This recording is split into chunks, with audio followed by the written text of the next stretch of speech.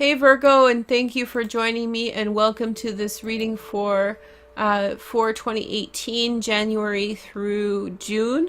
This is your astrology overview for the first 6 months of the year, and I'm here to explain to you some of the major transits. So nothing of the transits in too much detail. The video should be about 15 minutes long or less, and all the other videos are linked down below. I did a special tarot card reading for the entire year. That doesn't use astrology directly, so you should probably watch this video first, because I do talk about the astrology in the other reading, so this informs the other reading really well. I also did a horoscope spread, which is a card for each of these houses, on Instagram, and I clarified that on Vimeo, and you can rent one of those videos to clarify each of those houses on Vimeo, so check that out in the About section below. I will be releasing some of those videos when you guys get that Instagram post up to 500 hearts, so I think that's going to happen, and at which time I will release some, if not all, of those videos in 2018. But if you want to support me in the channel, go rent a video on Vimeo in the areas of your life that you should be interested in. I would suggest really checking out the 5th house, the 7th house, the 8th house. There's a lot going on in those areas of your life astrologically. There's also a lot going on in a positive way on the Vimeo reading and here in astrology in your 6th house. In fact, all the houses are great, but this is the area of your life where a lot's going on. Okay, so let's begin with this reading. Sorry for the long intro, I started it twice. And so first we have the full moon eclipse that's happening in your 12th house. So a full moon eclipse eclipses things out, but this is like old spiritual residue that's no longer serving you is going to get wiped out right by January 31st when this happens. The North Node is in conjunction with the eclipse, really beautiful eclipse. And so this will set you off in a new direction in terms of your spirituality and personal evolution. And this is going to be informed by the different things that you are liberating yourself from: unhealthy habits, unhealthy diet and health habits that led you to where you are now. So you're really improving. And by February 15th, when we have the new moon partial solar eclipse in your 6th house, you'll be ready to bring in something new, eclipse something new into your health and fitness, and it's going to work really well for you. Actually, that Vimeo reading really shows just how awesome the 6th house is for you in 2018. Next, we're going to take a look at Jupiter retrograde that begins on March 8th and ends on July 10th. That is happening in your 3rd house of communication. Surprisingly, this is a very interesting house for 2018 for you. Lots of opportunity, putting the right foot out there. When Jupiter is retrograde, it's still very positive for your communication. It's just not as intense. So a lot of good things happen with the retrograde period. A lot of people from the past who you have to have a conversation with will come in. So things that you haven't had closure on, you will have the opportunity between March 8th and July 10th to finish up that conversation. Next, we have our first retrograde period for 2018, and that's happening in Aries in your 8th house. Mercury will be retrograde between March 22nd and April 15th in Aries, in the house of change and transformation. I feel around this time is when you are really going to get unstuck from something you've been stuck in for a really long time. Several years. I was predicting 4 or 5 years even in the Vimeo reading. This is not a time to move forward, because Mercury retrograde can create a lot of challenge or delays for you. However, it is a time to kind of rehash something. So something that didn't work the first time around, you're going to find closure for it now, work it out, particularly money, shared resources, an ending that needed to happen, all those sorts of things. So March 22nd through April 15th, and then Venus moves into rulership in Taurus in your 9th house. 9th house is problematic for you in 2018. 2018. In fact, you don't have too many problematic areas of your chart, but this is a little bit of a challenge. And so March 31st, when Venus is in this area of your chart, I would say that through this transit of Venus in Taurus, you may want to set some things right in terms of how you think about things, because after that, this is the benefic, the very positive transit that can set you off in the right direction. I think the theme is coming through for you, Virgo, that the energy that you heal yourself with, Virgo is a healer, so the energy that you heal yourself with will really resonate and will set the tempo for the rest of your year. So it's really about how good you are to yourself this year. So always practice that, and practice that early on in the year, even though you may not feel as though you have much reason to. It'll come into focus later on. So Chiron moves into Aries finally, which is your 8th house. This is a hard transit for Chiron, and for you, it's going to be tough because Chiron is in Aries for a really long time. So I think 6 or 7 years. This is going to address issues to do with change. There was this 10 of Swords that came through in the oncoming energy for you only one time. Compared to the other signs, you really have a much easier reading, a much easier year in 2018. And it's not because I'm a Virgo, it just came through that way. And so, because I know, you guys know that I tell you guys the truth, so whenever it comes through in kind of a challenge, I tell you guys how it is. But there is a lingering effect. So Chiron is a hesitancy to change. You know you need to change in the right direction. There's so much incentive waiting for you, and you're refusing to look. And it has to do with long-seated fears, things that didn't work out. So make sure that you are working on that part of yourself. If you feel you have some issues associated with change and transformation where you don't really like it, where you don't adapt well, try to make sure that you're nurturing that and taking care of that, because it's going to really hamper your personal growth. And there's so much opportunity in 2018, you don't want to slow yourself down. Chiron in Aries is going to be something that could potentially slow some of you down, okay? Lilith is in Capricorn, tough transit, but in the 5th house. Just don't get too obsessed with sex. But yeah, so we have Lilith in the 5th house. You know, a bad lover or two. I mean, if like some kind of be careful of seedy types. But beyond that, I think that you don't want to get too kind of combative in your romantic relationships and in terms of the things that you want to do.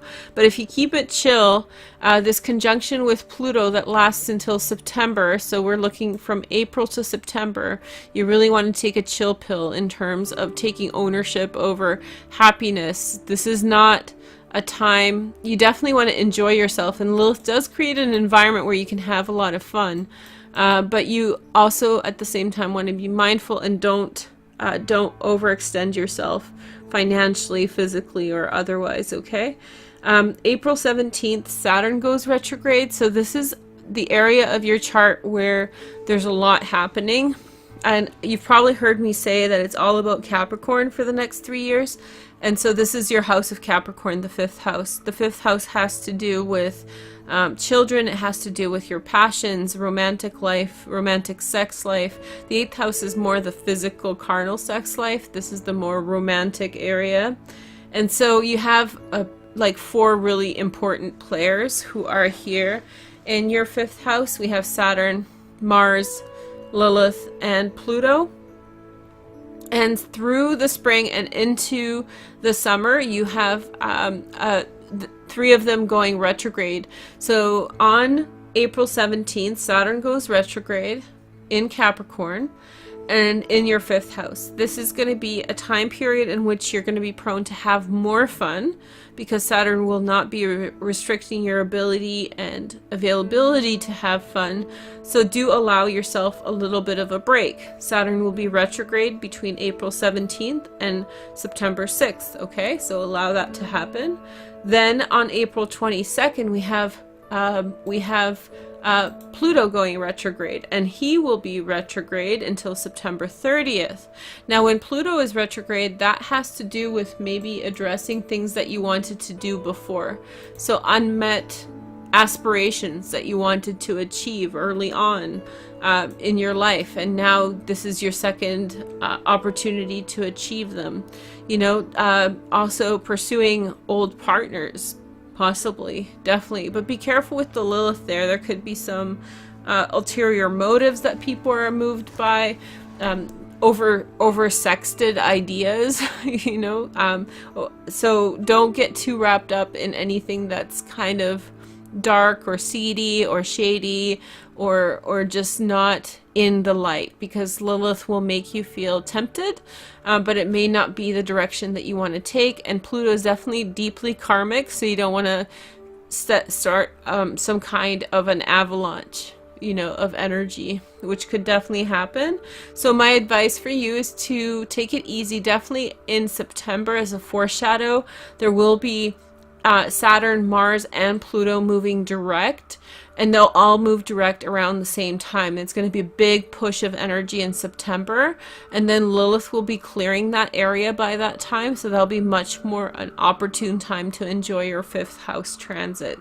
So enjoy the spring and summer with fun and having fun with Saturn retrograde, but just with a light touch, I would advise. Okay, and then we have the last transit on May 15th. Not the last transit, but the next transit. This is when Uranus moves into your 9th house. This is a really good transit for you, given the Vimeo reading. I told you that the 9th house was a little bit problematic for you in 2018, and there's really not that much problems that I see coming through. I feel as though May 15th is when you start really getting a handle on this. And so with Uranus in your 9th house, you start problem solving and really seeing the things that you couldn't reconcile in your mind in a new way. The timing couldn't be better. And so just look forward to that. Although some of that's going to come into conflict with where you are with things. Your personal spiritual progress may not be aligned with what Uranus is telling you to do. You have to find a balance. You know, don't throw yourself off of balance by doing only the practical things and ignoring the spiritual, or just doing the spiritual things and ignoring the practical. Find a balance between the two, and Uranus is ingenious enough that it will help you find a solution in that direction. Now, Neptune is your last transit, second to last transit that I want to talk about. It's going retrograde in your 7th house. Now, with Neptune, pay attention, because Neptune is different between the signs. So it depending on your personal chart, depending on your Neptune and the other planets around it, Neptune retrograde can be either very clarifying or very, very immersive, in which place you could actually lose touch with reality. It's either you get clarity or either you get confusion. And conversely, when Neptune goes direct, some people will experience the opposite effect. And the way that you realize what's actually happening to you when Neptune is retrograde is by looking back to previous years when this was happening. And Neptune's retrograde for about 5 months of the year, so it's really easy to pinpoint.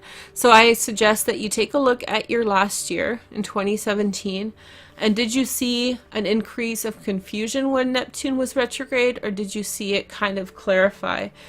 Pay attention to it, adjust to it, and definitely it will be the similar type of tone and feel to last year. A little bit less intense because Chiron is no longer in that area of your chart. So you can just work on that. But what's going to happen is it's in your 7th house. So either you get more dreamy with regard to your partner, or possibly you put in perspective everything that's been happening, or maybe there's a more psychic connection between you and your partner. So or maybe there's some confusion that comes through this kind of insight and foreknowledge in your partnership life. By the way, your Vimeo reading for the 7th house is really poppin', so I don't think that you are going to have too many problems with regard to partnership in 2018, so it's going to be positive. And then the final transit that I want to talk about is the Mars retrograde period. that starts off in your 6th house, right? And will continue into Capricorn again by the end of the summer. So Mars will go retrograde on June 26th through August 27th. And this is a time when you may not be so motivated to work out, and definitely don't take care of yourself as you work out through this time, because you're more prone to injury because it is your 6th house.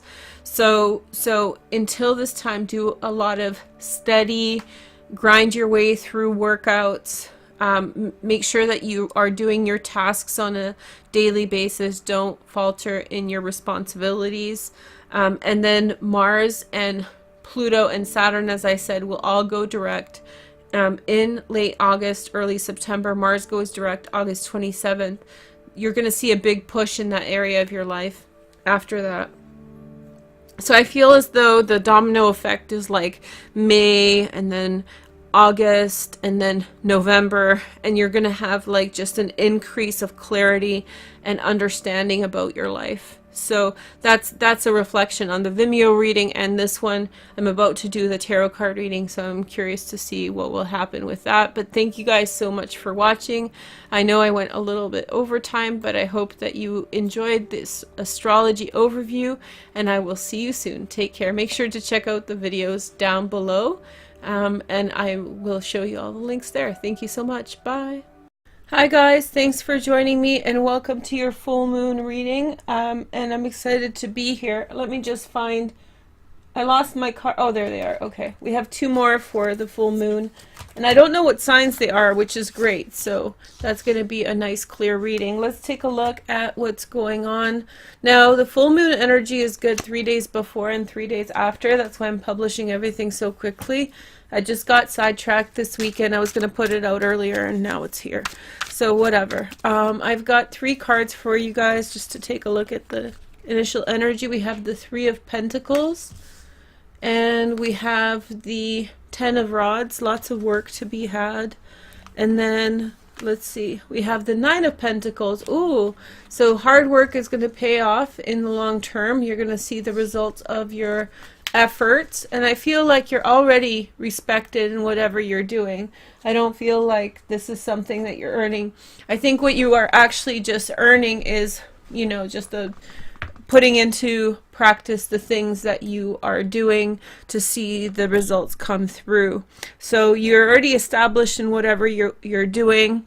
If you're not working, then this is just in your community. If you're not working for money, you know, if you're a mom or something, you're well respected by the people you know. They know how much effort you put into things. And even though times may be a little bit heavy right now, and that's true for some signs because there's so many transits in Capricorn, even though times can be kind of heavy right now, it's definitely worth the effort. I don't like these 10s of Rods in which the man is like really exhausted. I think of the 10 of Rods as a really positive card. So it's more about like taking on the full responsibility of everything that you've set out to do. And the 9 of Pentacles is Venus in Virgo, showing off what you have. The sign we are looking at is Aquarius. Hey girl, hey. Yeah, you guys are in the middle of a bit of a thing, aren't you? Aquarius in general has been going through some pretty intense transits with Lilith, right?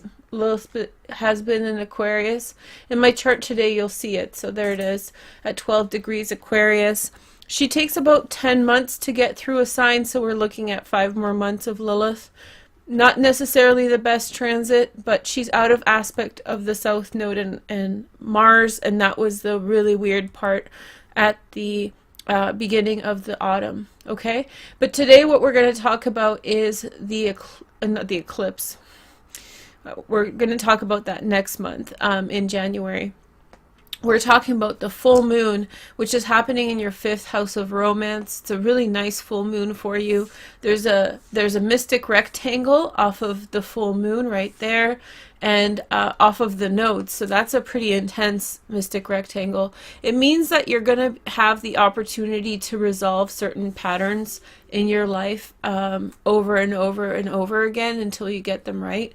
Your patterns kind of revolve around your spirituality and your day-to-day life, And if you want to know more about these nodes in Cancer and Capricorn, I'm going to do a dedicated video. I don't think I did Aquarius yet, so if I haven't done it yet, just watch in the next couple days. It'll be out soon. I just have, like I said, all these videos clumped together. It's just kind of worked out that way because there was a lot of transits. So anyway, so check out the South Node Capricorn, North Node Cancer video.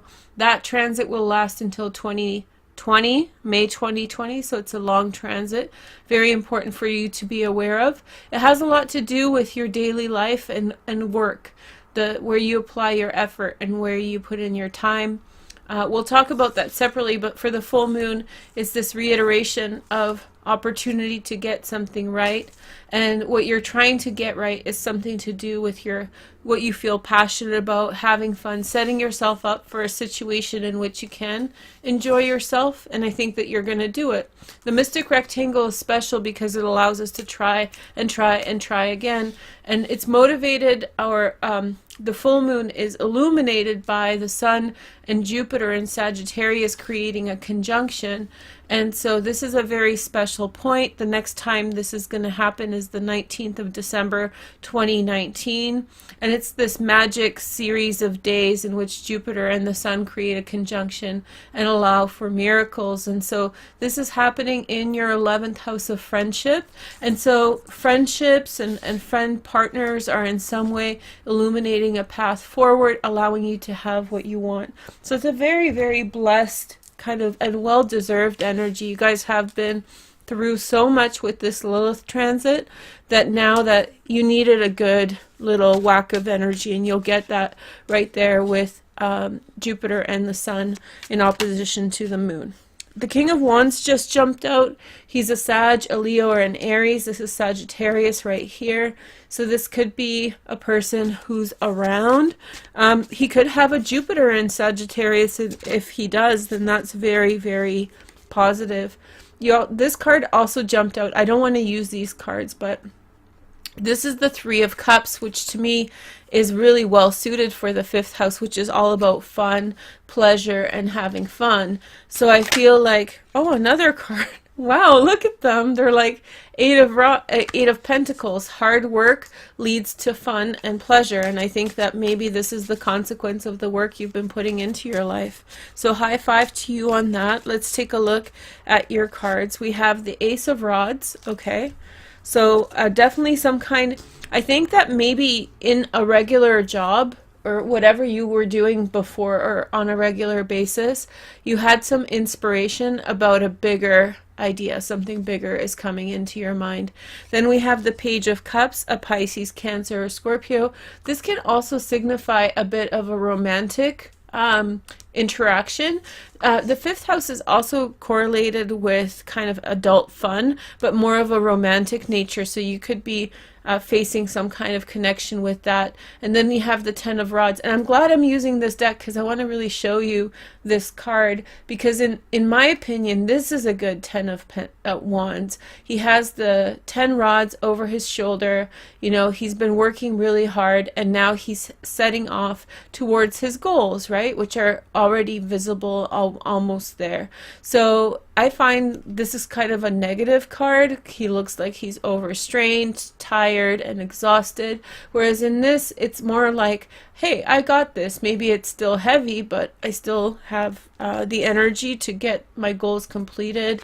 And I'm kind of mind over matter in terms of my opinion about things. Let's take a look at your next card. We have Temperance again. So this is, sorry, I didn't mean again, but this is Sagittarius, which rules the Temperance card. So again, somebody in your friend group, there's social connection that is helping you towards a good outcome in this situation. The next message is the Ace of Cups, new relationships possible. And then we have the Four of Cups. Okay, so I feel as though, yeah, there's definitely an offer coming in. If there are offer cards in the tarot, there's about four that I can think of. The Knight of Cups, the Page of Cups, receiving an offer, the Ace of Cups, and the Four of Cups. So there's definitely some kind of offer that is being given. There's also an opportunity to change work. So it looks like maybe there's an elevation of your work that you are considering. moving from one job to something more prominent, you know, kind of stepping up your game. On the bottom, we have the Knight of Swords. This could be you moving really quickly, Aquarius, Aquarius, Gemini, or Libra. I think that this is going to feel very instinctual for you. Like you will be doing your daily stuff, and then you'll come to realize that there's a bigger opportunity, a bigger fish to catch. There's going to be something else that you can do. It's going to require a little bit of effort. However, I feel like you're going to go for it. There's also this kind of opportunity. There's some kind of, somebody's reaching out to you. They're wanting to offer you something. It could be a relationship.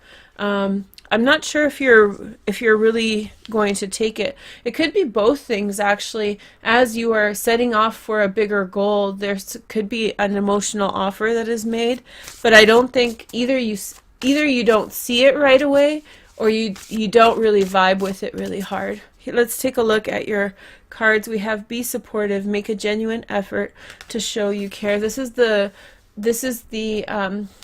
healing, love healing deck, and I didn't really know which oracle deck to use for this. It worked for some signs, and for yours, I don't know. I mean, I feel like you have to be supportive of yourself. I think that's the goal. Like, you just need to support yourself, support your right action. This is, to me, this really vibes with my Aquarian moon. I feel like there will be a very quick response that you make to a situation or circumstance. You see that opportunity, you go for it. So there's no time in this reading for you to discuss things, to worry about things. I think it's very energetic.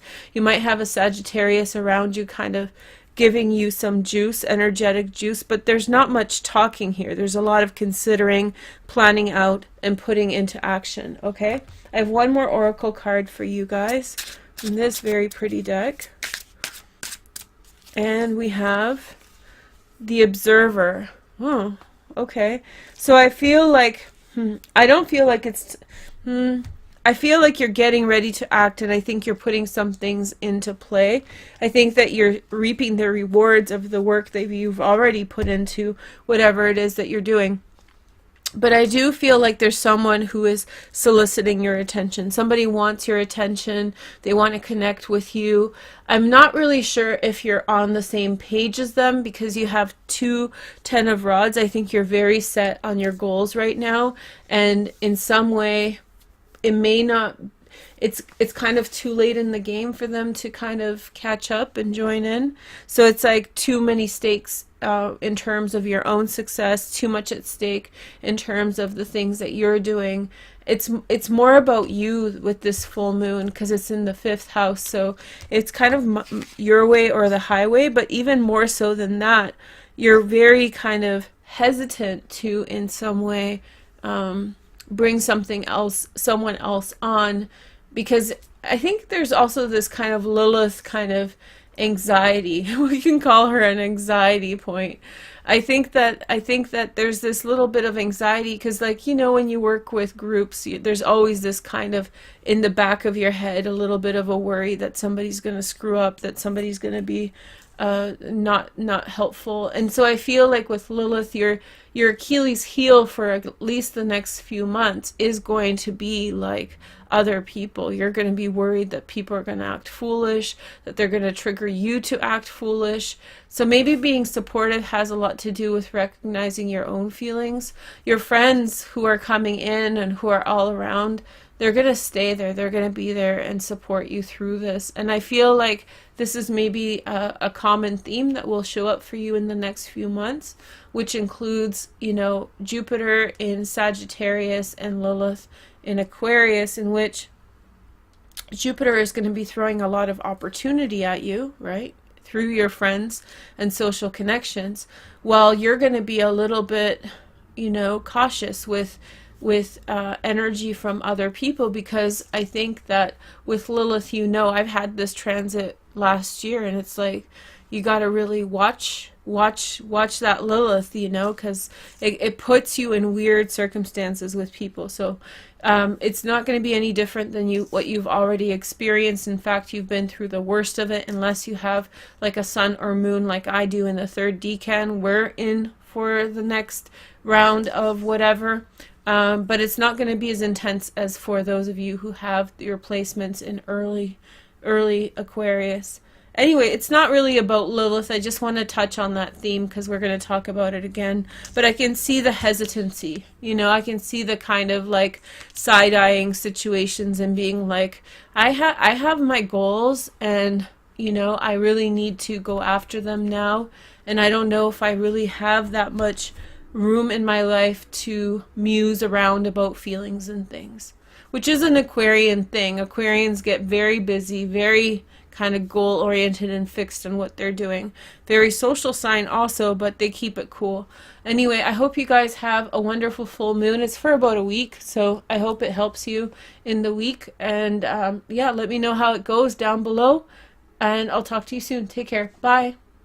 Hi Aries, thank you for joining me, and welcome to your reading for November, and welcome to my channel. If you have never been here before, please subscribe and hit the notification bell. Also, if you guys can like the video and comment, that will help me a lot. And this is the spread that I did for you guys on Vimeo. You guys can get all the videos on Vimeo in the link provided down below. If you rent one video, that's cool, but if you want to get more than one video, it's probably your best bet to get the buy all option, which is to the side, and that option will get you all the videos that I add to that playlist in that month. So hopefully that clarifies your questions. I find that people like rent over and over and over again, and that ends up probably being overly costly for you. So if you just do buy all, then you'll get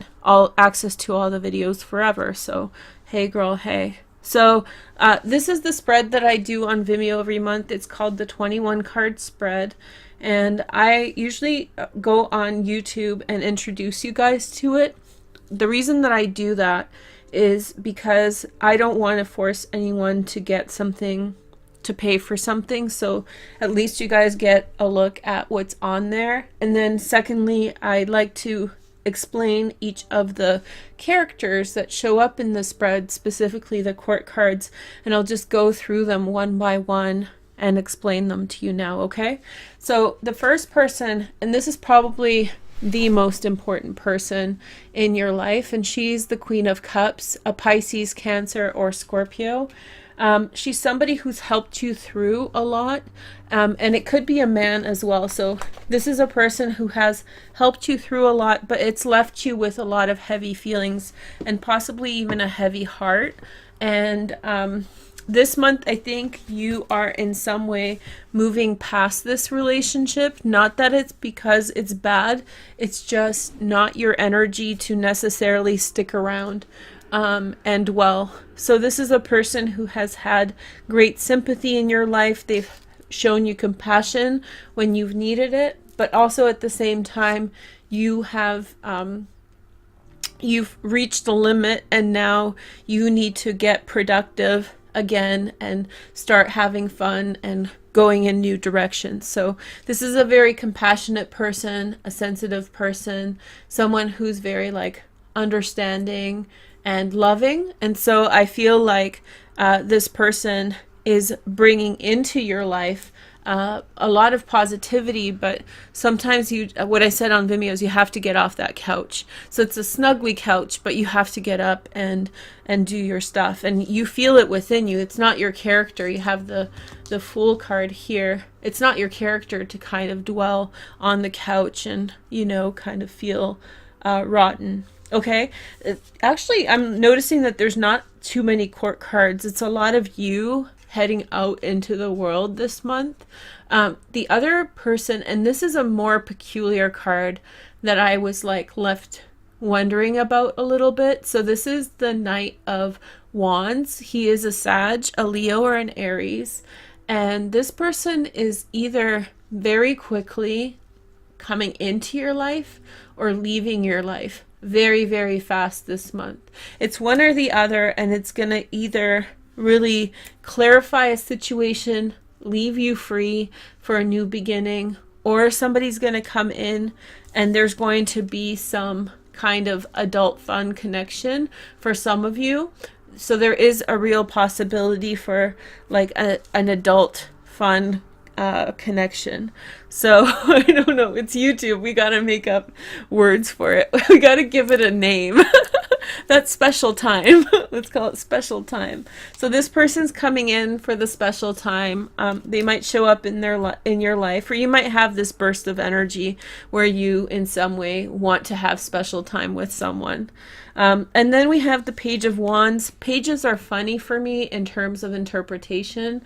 Oftentimes I associate them with not necessarily like people, but more like energies that you're interacting with. So in some way you are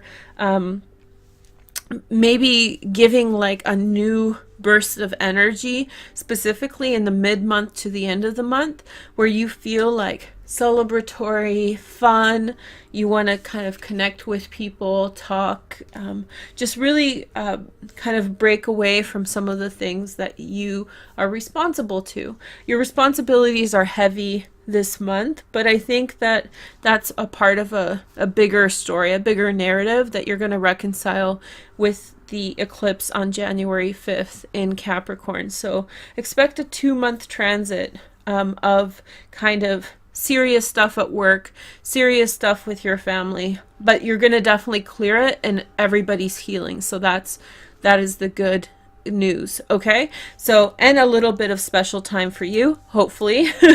And yeah, it's funny, but anyway, it's not funny, but there's like good messages that came through around that. So I'm excited for you, Aries. Special time for Aries is a special time indeed. Anyway, so the other thing that I'm going to do today is do a tarot card reading for you guys. In the early videos that I filmed, I think for Gemini and maybe Leo, no, not Leo, Gemini and Pisces or something, I put a tarot card reading at the end of the video that was separate from the astrology part. And what I found was that it was hard to film. It was just too much. So what I wanted to do is do this tarot and astrology today, and I'm going to do the tarot card reading separate for you guys. And it'll give me a little bit of a break. I take a break between the readings, and then also it helps because I just think it's too much for one. Okay? But I want to show off a little bit, and I have this funky animated chart thing going, which I'm really in love with. I'm like a kid with these things and technology. So we start on October 31st, and we're going to see the days progress as all the transits happen. I'll kind of explain to you what's going on, okay? So the first main transit in November is Uranus moving back into Aries. So let me find that in your chart. I should know this. It's in your first house. So I would say from now on until January or so. No, I think Uranus goes direct January, I don't know, January 6th, and then we'll move back into Aries probably like in the mid-spring. And move into Taurus, in the mid-spring. So right now we're taking a look at Uranus moving back into your first house, and you have that time period of about 5 months in which you will kind of have the opportunity to call the shots again. You will have the opportunity to kind of do things a little bit different, get a little notoriety again. So I feel like if you're working on something, especially something that in which you are front and center, this is an energy you want to harness and use and like really connect with people through. The cards I have is the Page of Cups, a Pisces, Cancer, or Scorpio. We have the Wheel of Fortune, an offer is coming your way, hey, and the Three of Cups. So that showed up in your Vimeo reading as well. So I feel like somebody is extending to you a warm welcome, an open heart, and I feel like there's good communication that's coming between the two of you that's leading to a positive outcome and some kind of good luck. So that's happening for you here. The next transit I want to tell you guys about happens on November 4th. November 7th. This is when the moon is actually going to be here. But before I do that, I just realized when the moon is in the 7th house for you, that is a particularly lucky time for love. So since I have the chart, I can show you. So I guess that happens between the 3rd and the 6th or so. The moon will be in Libra, which is your 7th house. Venus is going to be retrograde. Ceres is in Libra. This looks like a really good time for love. So you may want to put that in your calendar if you're looking for partnership and those kinds of things. You should look around at that time. Yeah. And then we have the moon moving into a new moon with the sun at 15 degrees of Leo on the 7th. So this is your 8th house. New opportunities with other people and money. However, you're in the shadow of Mercury retrograde. So you have a couple days to finalize anything new, but I would tread lightly with new plans and new decisions. I feel like with the new moon, you can really reconcile and improve your circumstances with other people wherever there is shared resources involved. So let's say that you have someone who has not paid you back. This is a good time to resolve it. Let's say you want someone to borrow money for you or lend you money, then this is a good time for that as well. This is also a good time for special time, right? So I feel like this also begins new opportunities for special time in Aries, okay? So here are your cards. 7 of Pentacles, invest your money wisely. Don't spend too much. The King of Cups, a Pisces, Cancer, or Scorpio. So we have the new moon in Scorpio here. And then we have the Queen of Wands. So this is a Sag, Leo, or Aries. So I feel as though there's could possibly a connection. This does not have to be special time connection. It could be that two people they could be a husband and a wife and a wife, a husband and a husband. But there seems to have been quite a lot of effort put into this situation already, in which people have been saving money or saving resources to kind of come together towards a shared goal, towards a shared outcome that they want, right? So I feel as though there is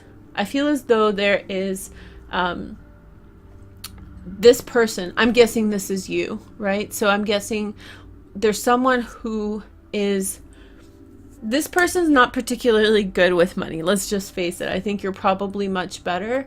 My intuitive response is it feels like there's a lot of like cocking of the head and like, what are you doing with our money kind of going on. And so I feel like I'm laughing because it's not that bad for most of you. I feel like it's like, oh yeah, that's me and my husband. I bet a bunch of you guys are like nodding your heads. It seems like you have accrued a certain amount of wealth and comfort. And I feel like now you're kind of with the new moon figuring out which way you want to take it, and he's kind of an idiot. And I'm sorry if that's you watching, but it just really feels that way. Like there's shared resources, there's things to be lost, and one of the people are sort of silly. Maybe not silly all around, but with regard to money. Okay, so the next transit, I'll get our chart going again, is actually Jupiter in Sag, and that happens on the 8th. And this is going to be a really beautiful 2.5 years, to be honest. You have Jupiter moving through Sagittarius and Capricorn. This is going to do amazing things for your career. This position of Jupiter across these areas of your chart are going to be such blessings. I'm going to do special videos for new moon, full moon, Jupiter, and the nodal change. I know it's a lot this month, but I gotta hunker down. It's the astrology. We gotta respect the astrology. But first off, I'll give you an overview of what's going on. So we have the 6 of Swords, okay? Leaving behind problems. Jupiter is the ruler of the 9th house, right? Well, all the planets are in rulership when they enter the house in your chart, because yours is the chart that is well aligned for rulership. So Jupiter's in rulership in Sagittarius. Big things ahead for you this year. big ideas, big opportunities for travel. You really need to let go of circumstances that have bogged you down in the past, or that have not allowed you to live your best life. The next message is the Five of Rods. I think you're really struggling with some of this. From your Vimeo reading, I feel like some of that has to do with your family. Like there's someone in your family who's really down and out. Like there's someone in your family who's really having a hard time, and you're having a hard time letting them go because you care about them and because you don't want to leave them behind. And the outcome card is the same as for the Vimeo, which is the Nine of Rods.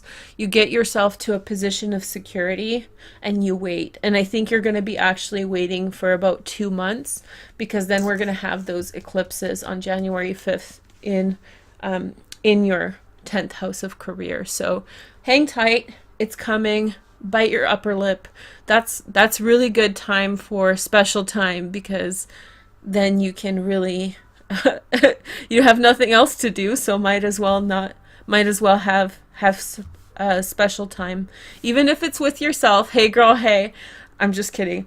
But the point is that I think you're moving on from a situation, and I think that you're struggling with some of that, and I feel like you don't have to feel pressure in this month, because essentially you don't have to pull the plug right now, and maybe there'll be another solution that becomes available. Okay, so chin up. Okay, so the next transits we're talking about are the ones in the mid-month. There's 4 transits that are huge between the 15th and the 16th of November. So first, Mars is going to move into Pisces. That's going to be in your 12th house. Spiritual month, spiritual month. Not too much to say beyond that. Focus on spirituality, focus on like your internal process, deeper thoughts, deeper impressions on things. We have the Eight of Cups. This is like Heureux or Heureux union. It's in French. My pronunciation is getting worse with time, but I feel as though this means like a happy union, a positive union. The Eight of Cups is like, drop the BS, drop the complexity of things, and just enjoy what Spirit has for you. And then we have the Star. Hey girl, hey. So maybe with an Aquarius.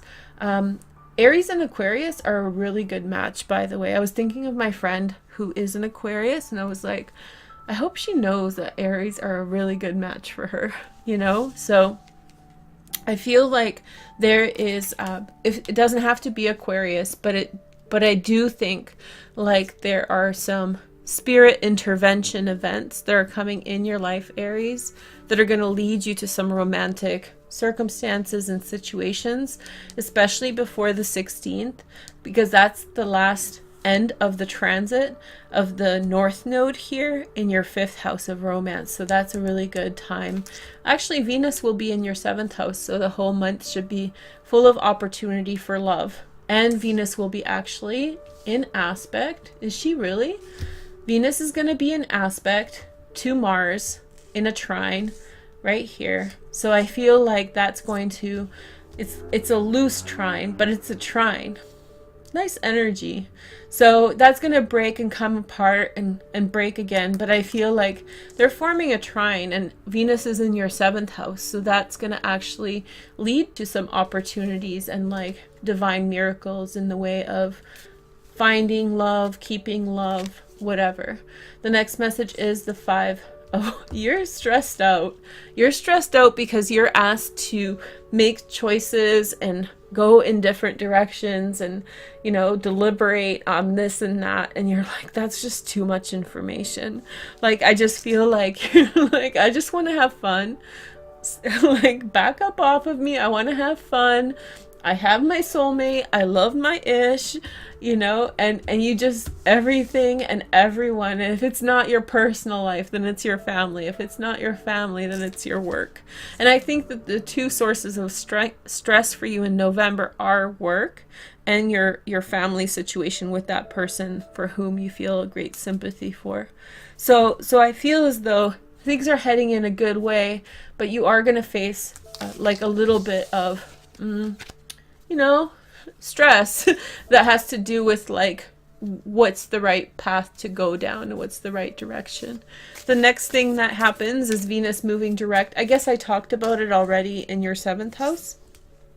So she's forming a trine to Mars. That's a really nice time.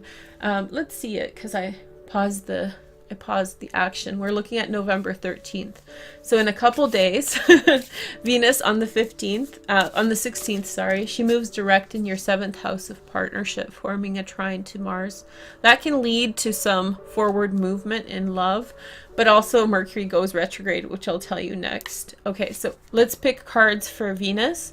So we have, here's the King of Cups, Pisces, Cancer, or Scorpio. Aries and a water sign, hey? 7 of Pentacles, there he is with the money. It's like, oh honey, money, money.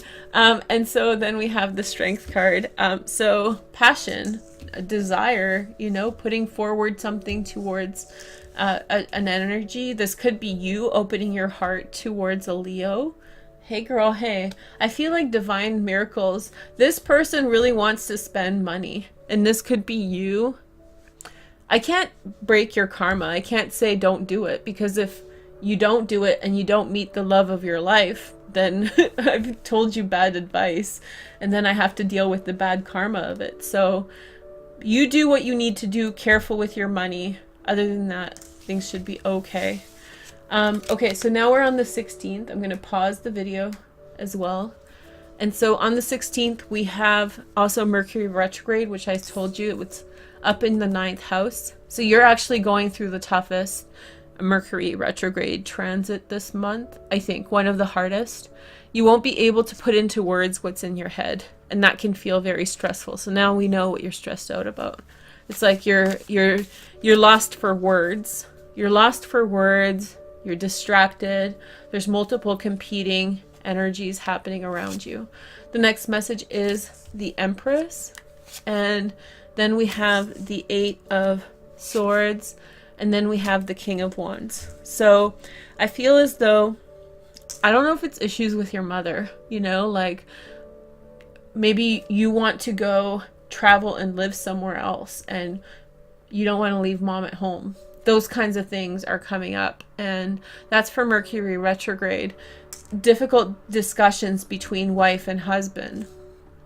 Don't know how to tell things to people. It's like the cat's got your tongue. And so I feel like you should be patient, see your way through. Even if you're a woman, this could be you. It's just saying that you have to let these transits pass.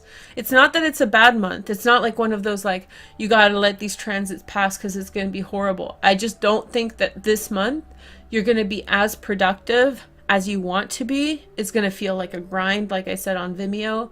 And I feel like you're just going to have to be patient in what you're doing. You are getting recognition. You are getting all those good things that are happening, but it feels like you're swimming upstream. And that's exemplified in your relationship with the Queen of Cups.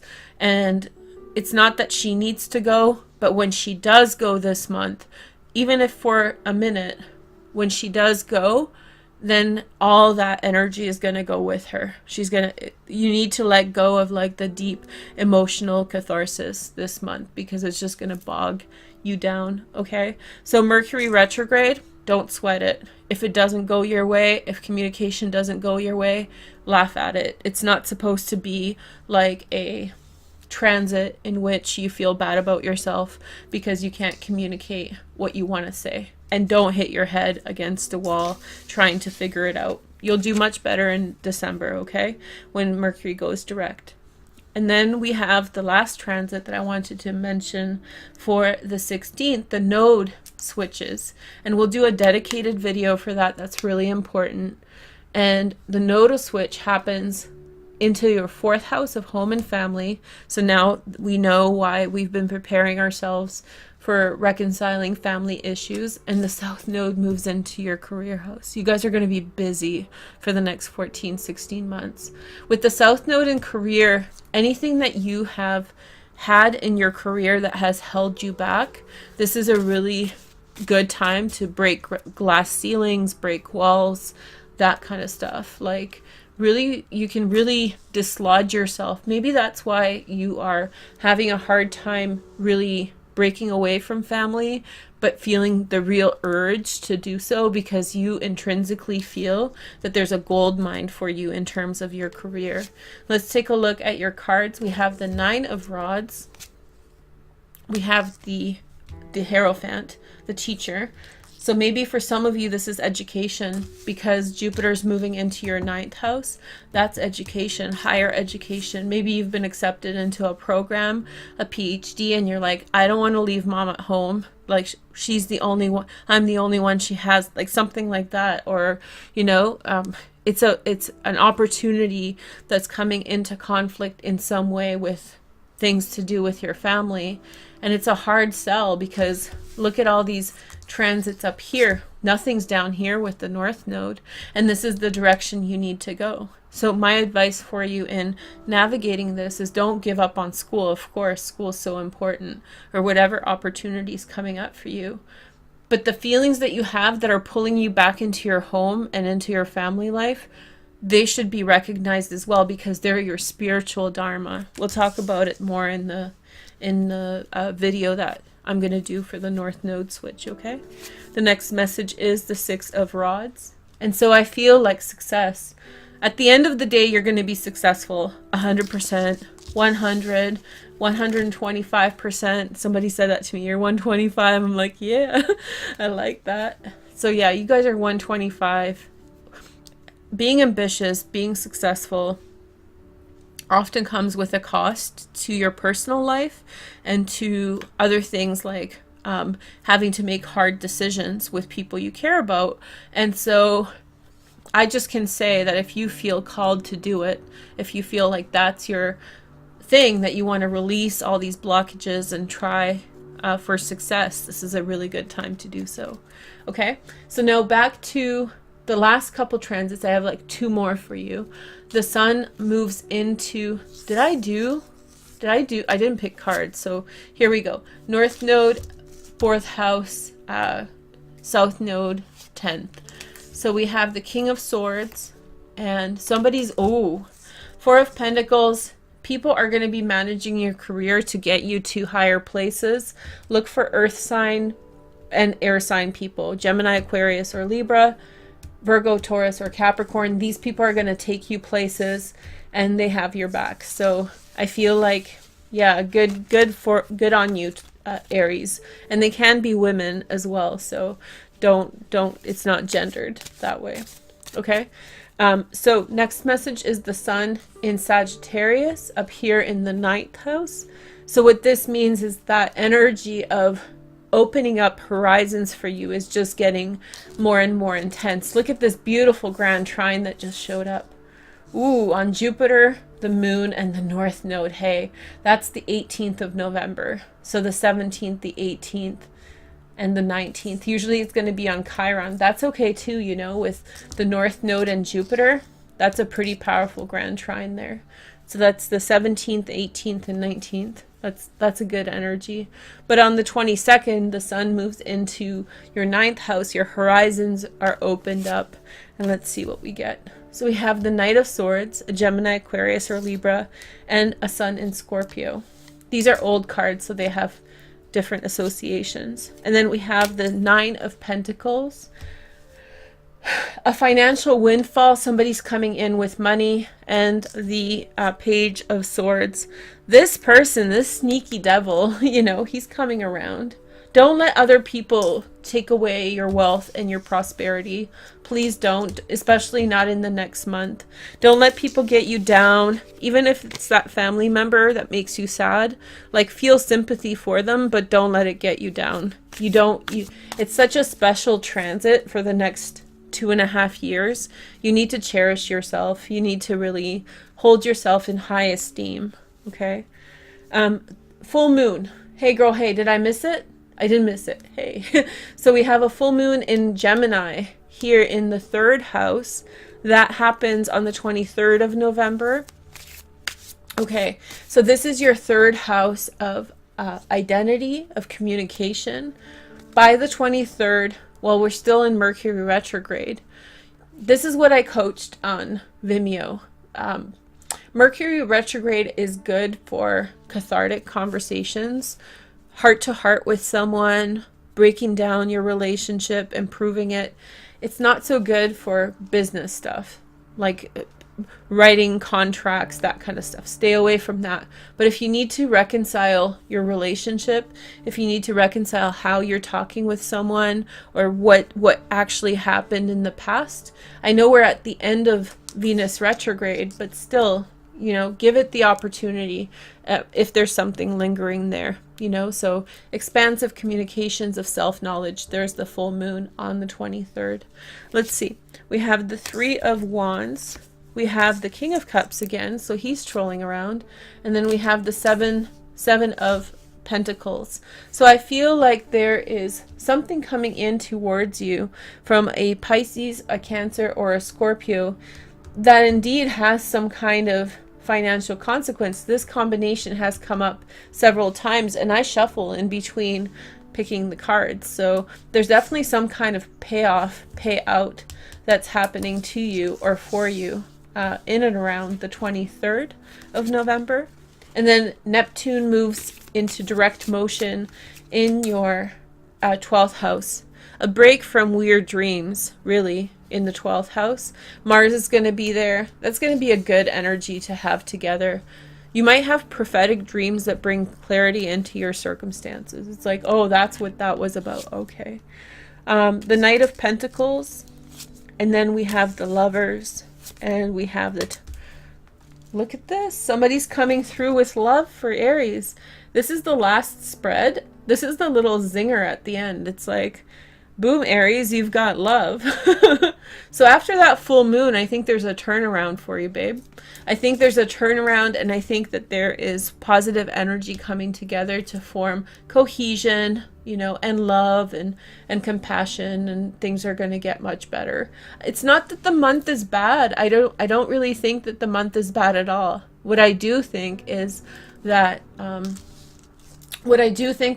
month is complex. It has a lot of things excuse me, a lot of things going off on the side, and you're just sitting there and you're chilling.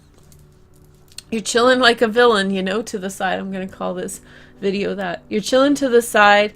You're letting things roll over. You're thinking about all these relationships and what to decide about them.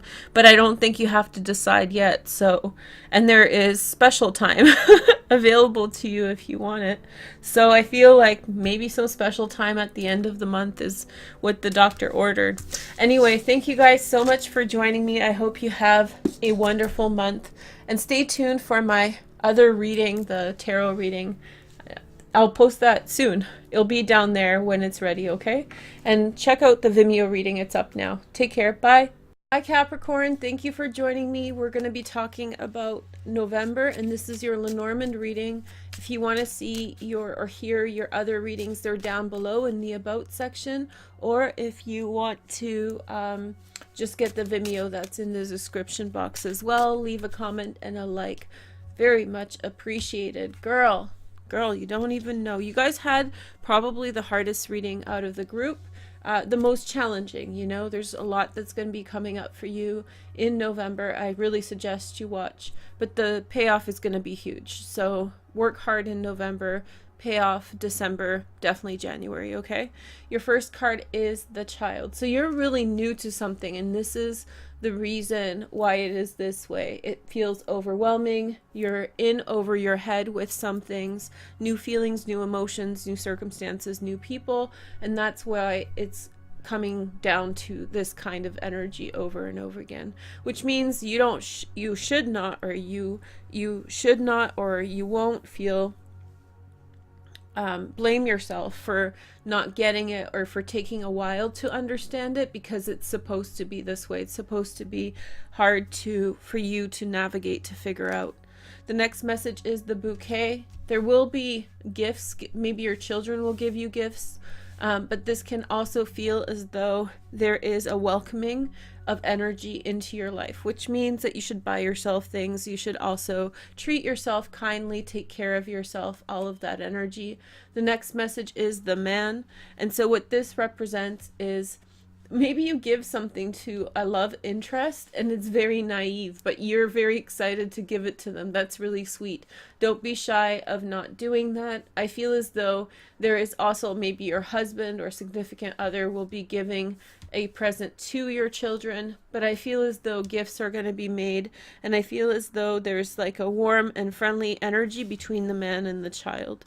The next message is the choices, and so I feel as though you're getting yourself into territory that you don't know that much about, and you are up to make some choices in some time in the near future. You don't have to make decisions yet, but that energy is coming up. And then we have the lilies. And so what this represents is this is a maturing process. I was expecting this card to come up. I think that it isn't about you being a child. This month is really about you ascending and working out some things and maturing as a byproduct of that. So in one sense, you are beginning something, but in another sense, you are just being given gifts of understanding, consolidation, learning, moving forward, making informed decisions rather than blind decisions like you have in the past.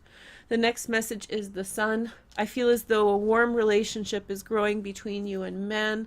I feel as though as you are making more and more mature decisions, there's positive reinforcement about the direction that you're taking. So I feel like you feel more and more confident about the direction you're taking, about the things that you want to see happen in your life. And I feel like the horizon is very bright and hopeful. So no matter what is happening in November, it doesn't really matter too much, because essentially you see on the meridian is right there, right? The line between the green and the orange. You see that sunrise, you see the hope coming through. So it's wonderful things are coming around for you. The next message is the whips. I feel as though you're very concerned about negative consequences if you make your decisions a certain way. And so maybe some of this has to do with feeling naive, feeling youthful, not prepared for making decisions about certain things, and it feels overwhelming at times. The next message is the dog. I feel as though a friend brings to you, there's some friendship. It's a part of you becoming more mature and your energy really settling down. I feel as though a friend has been really hurt, not by you, in a separate situation, and this was just a real channeled message. A friend is hurt and needs healing, and they need your help, so you will in some way step in. And I feel like you need to do some things to the side this month as you prepare yourself to deal with the bigger questions at hand. So you have to mature within this energy, and that's going to take a certain amount of time. However, I feel like there will be, like, you need secondary things to come up so that you can tend to them and let the other things mature. So the fact that your friend needs help fits perfectly into what the other things that you're dealing with this month. The next message is the clover. A lot of people are, November ends off with a very positive message at the end. A turn of luck for the better. Change of pace, improvement. A relationship definitely improves. I think somebody's really looking towards making a commitment or really solidifying the relationship in a certain way. The decisions you make will be successful. The decision you make is probably going to be towards the man, but let's face it, we don't need psychics to tell us that. I feel as though also all the positivity is going to really fix whatever kind of pressures are on you, whatever types of limitations, whatever you feel so uncomfortable by. And I feel like very likely that man and the child have a friendship-like relationship with you, so it's all good. The next message is the Tower. I think all the interpersonal things in your life have to wait, because this is a business matter. You have to deal with it. You have to grow into your business. You have to keep working towards your goals. And I think that is kind of the conscientiousness that the child and the man are giving to you. It's a gift to you. They're your friends, right? They're giving you a gift of maturity, giving you time and space to work on whatever it is that you need so that you can move forward.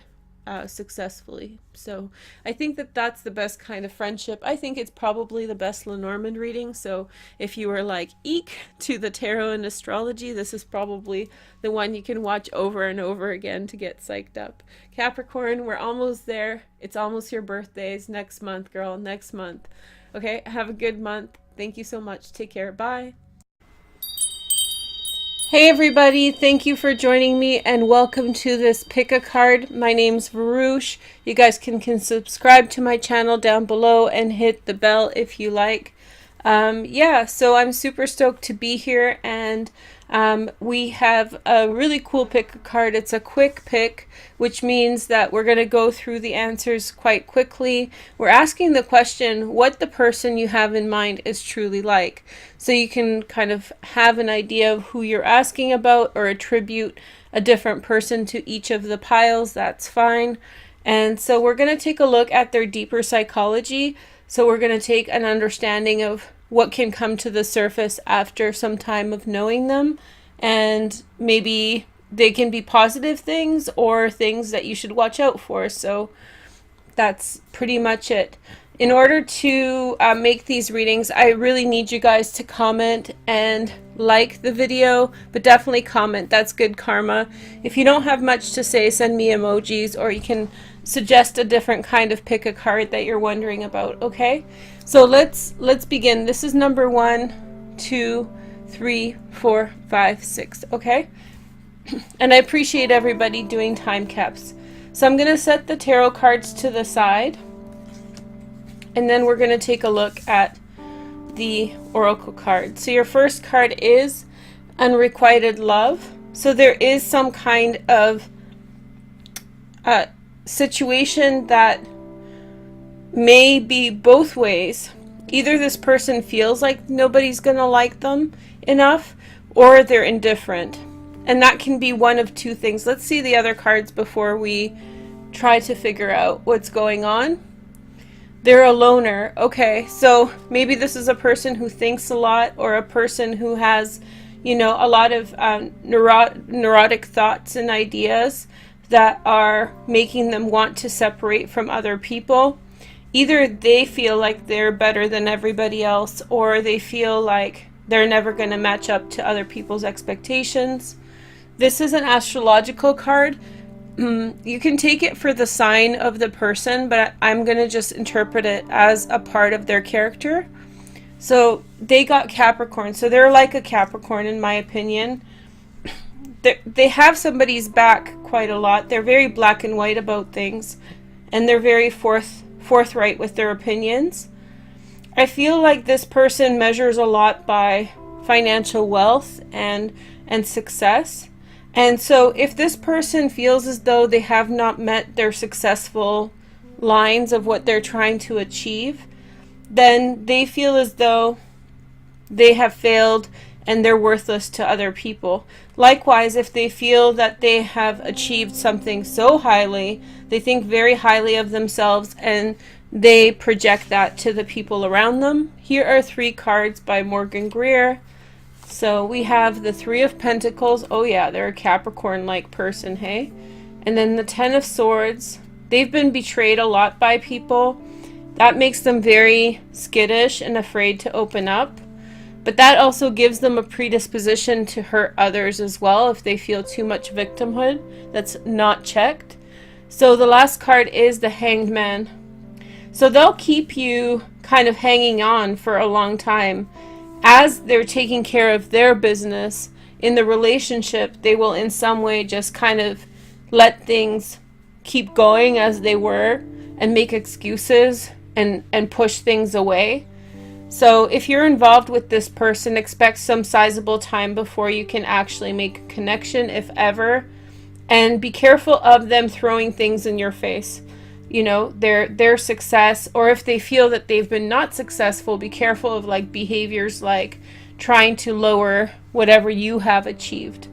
So if you can work around that, if you can make them feel comfortable, if you really want to, then maybe this is a person for you. Maybe this is not a relationship. Maybe this is someone that you work with or something like that, in which case you don't want to make too many jokes or stuff like that. You don't want to be too underhanded, not too jovial, not too sarcastic, because those kinds of things can set them off. Okay? Okay, so let's begin with number 2. So we have Capricorn type here. Okay, so number 2, if you chose pile 2, let's begin. I'll set the tarot cards to the side. So number 2's your romance card is attraction. So this person, it says smelling the roses, right? Like this person goes slowly through things. They take their time, they eat slowly, they enjoy life, they're really romantic. Let's take a look at their identity card. Their identity card is that of the achiever. So I think that they have big dreams. I think that they always look to things like, oh, where could this go in the future? Where can I grow and how can I progress? They have big ideas that they want to meet. However, they do still appreciate day-to-day life. This is the sign that they could be, or the character that they may take on. The Leo. That's super Leo, isn't it? All 3 cards. It's like, you know, enjoying life, measured by your success. They want to be a leader. They want to see like an opulent world around them. They want to achieve things as a marker of them feeling good about themselves. They're thinking, how far can I go? How much can I achieve? Let's take a look at your Morgan Greer cards. We have the King of Wands. So this could be a Leo, a Sag, or an Aries. We have the 3 of Swords. Okay. And then we have the 5 of Cups. So what I would say is this person struggles with innate challenges to having not met what they had sought out to do. This person may have big fears about failure, and they cover up deep sadness from past experiences by trying to create around themselves an aura of beauty and happiness, which is a good thing. But I don't think they're addressing those things. I think that they're holding the broken heart and the disappointment really deep down in their hearts. However, they are a person of means. This king to me seems like he's willing and able to go away. And so you may want to be careful with this person in terms of, you know, they may, once you hit upon the thing that hurts and they notice that you've noticed their soft spot, they may actually leave in order to pretend like everything's okay, because they're really trying to paint a beautiful picture around them. Okay? And in fact, yeah, that can create heartbreak and heartache. But I think they really want to bring good things into the world, so provided you can figure out how to maneuver around that, then, you know, all will be well. And so that's number 2. Let's take a look at number 3. So again, I'm going to take a look at the Oracle cards first. Your first card is Retreat. It's time to disconnect from the world. Okay, so this person wants to travel. They want to not be necessarily in the middle of, you know, a city. They may want to be in the country or in the forest, in nature. They also want to have like less technology around them, less computers, less phones, those kinds of things. Here is their identity. They're the Shadow King. Ooh, that's starting to look like a Scorpio, doesn't it? So I feel like this person has like a darker sense of humor. They're not a bad person. I feel like they just like somber things sometimes, and they can't necessarily explain to others why they find those things interesting. So they often find themselves kind of hiding that fact. So there's a lot of them kind of pulling away from other people in order to celebrate what they like, but they may not show that up front. So they've got Aries. Wow, that's like an Aries with a Scorpio moon, right? So I feel like on the surface, this person is fun, vivacious, they're always up to do something. They love adventure. They love to travel. And I think behind the scenes, they probably have like a, you know, Scorpio aspect, Aquarian aspect, something a little bit more, how do you say, gray? I won't say, but like a little bit more gray, a little bit more in the shade of things. And so I feel like, but not in a negative sense, they just don't need the world to, it's like they're okay with the world being cloudy a lot. Like they almost prefer it than just a sunny day. So to everyone around them, I think that they have like a big personality, big persona. But in their private life, they're looking for someone just to be quiet with. Here are your 3 Morgan Greer cards. Your first card is the 10 of Pentacles. This person comes from a lot of money. And they've been traveling for a long time. I feel like they're looking for something, and that has to do with their North Node and South Node. The North Node is about where you're meant to go in life, and the South Node is where you're coming from. I feel it's like they're trying to solve a puzzle in their life, and they keep on looking for a solution. Let's take a look at the next card, and the Emperor. So once they settle, I think that they're looking for their father in whatever way, whether their father's alive or not. They keep on trying to search for a mystery to do with their father.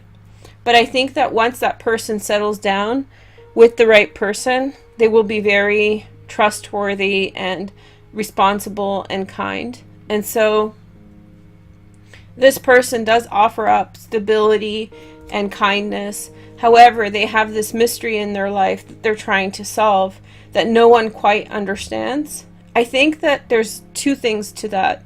On the one hand, I think that it's important that you are willing to listen and to hear them out without judgment.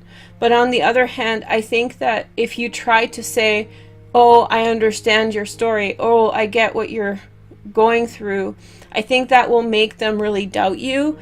And in fact, that will break apart the relationship. So my recommendation is that you offer like an ear to listen, you know, friendship, whatever. Even a relationship is fine.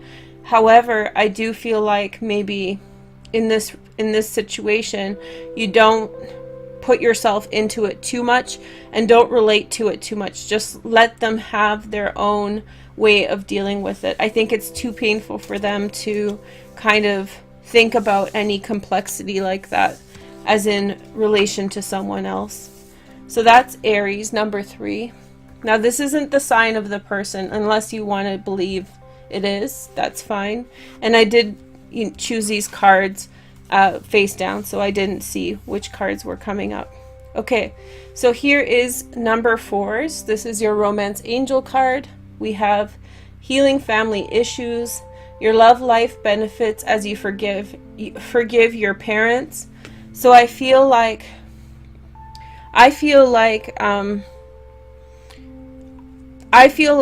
this person will continually struggle with family issues in their life. It's like their Chiron is in the 4th house of home and family or something like that. Here is the selves in a box. They're the partner.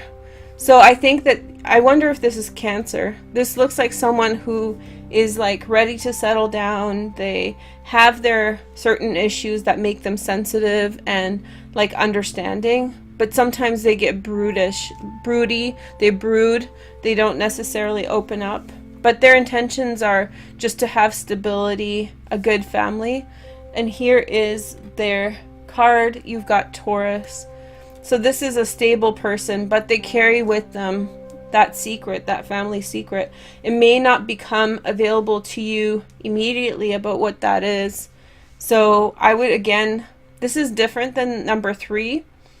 But I would still be very cautious with joking around about family issues and sounding judgmental about anything to do with how families should be. They may actually be a person who's really alone, so they may not have family to even speak of. So, but they're very much present and capable to provide and be a good partner to others. So here's your Morgan Greer, and we have the 9 of Wands. So this person has strong walls. And I'm sensing that this person has strong walls since childhood. So this is like really deep. There's also the Queen of Wands, a Sag, Leo, or Aries. I feel like this person also puts up a really good front. But I think that there is a woman in their life who's helping them and guiding them. She's a Sag, Leo, or Aries, and she's very much protective over them. And here's the last card. We have the Page of Pentacles, a Virgo, Taurus, or Capricorn. This person may have lost a child in the past. They will not talk about it if that's the case. But I feel like otherwise they may have been pushed out of their home early. So it's a lot of family stuff that they carry around. I think that they very much want children of their own, and that's why the partnership thing is so important. And they have a lot of close friends. They don't have like just a few close friends and a lot of acquaintances. They have a lot of close friends because they speak really from the heart. So they're a good friend. Maybe a little bit private at times, but okay. So now number 5. Number 4 was like a Taurus-like personality. Okay. Number 5, let's take a look. Okay. So number 5, I'm going to do your oracle cards first. So your first card is stay optimistic about your love life. Positive thinking and faith will bring you romance. So I think this person is pretty carefree. They may have been like a spring baby, or if you ask them what their favorite season is, they'll say the spring.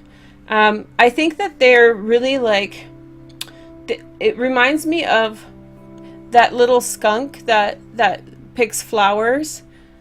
Is it Pepe Le Pew? I don't know.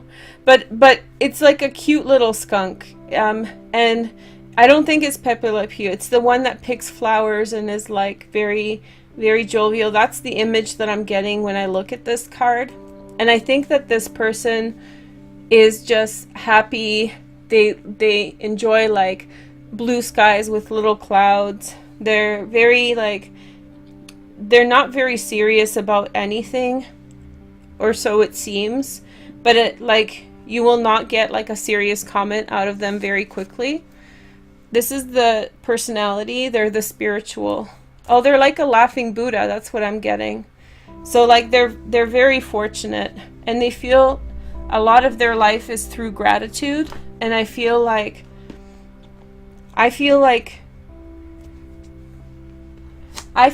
they believe that if they just stay optimistic about their life in general, that things will work out. And here is their personality card. And they've got Gemini. So they're very, yeah, they're springtime, right? Like right the beginning of summer. So I feel like this person has a lot of joy, a lot of ideas. You can say anything to them and they will sort of understand and comply with what you're sharing. I feel like this person in some way has their own beliefs, but they're not forthright to share them right away. They sometimes keep that to themselves. Your tarot cards for this person are the 6 of Rods and the Strength card, which is Leo, so they could be a Leo as well, and the 7 of Cups. So like I said, there's deeper questions behind all this friendliness and lightheartedness, but I don't think it's dark. I don't think that there's like a deep secret there. I think that it's just their spirituality is their own, and they keep that close to their solar plexus, their identity, right? The Strength card is ruled by Leo, which rules the solar plexus. So this is the ego, the seat of the ego, personal drives. So they'll never tell you ever what makes them tick. But they'll always be, if they're there in your life, they will be tolerant and accepting. So just by virtue of them being there, you know that you're welcome and that you are accepted. Okay? Okay. And then finally, last but not least, number 6. So here's the Gemini-like personality. Okay? And then finally, last but not least, number 6. So the first card is this could be the one. This person thinks like everything is it. You know, like if they read a book, it's the best book they've ever read. If they see a movie, it's the best movie or the worst movie they've ever seen. They're a person of the extremes, so they can really seduce you, and they can be like, you are the love of my life. They can have I wonder if this is a water transit. So this person has like an all or nothing attitude towards things. They can be a little careless, but that might be fun as well. So here is your or their personality, the performer. So yeah, so they can, very much like an actor or an actress, musician, you know, someone who makes everything appear to be one way. They step into the role so wholly that you can't necessarily tell one thing from the next. Their astrological similarity is that to Pisces. You can never put a finger on them. So many different little avenues and so many different perspectives. There could be an aspect of them that has to do with, like, they'll say one thing and mean another, and they mean both things without being dishonest, but they can be very misleading. They're a performer. They love life. They're full of joy. I think that they wholeheartedly want to bring joy to other people as well.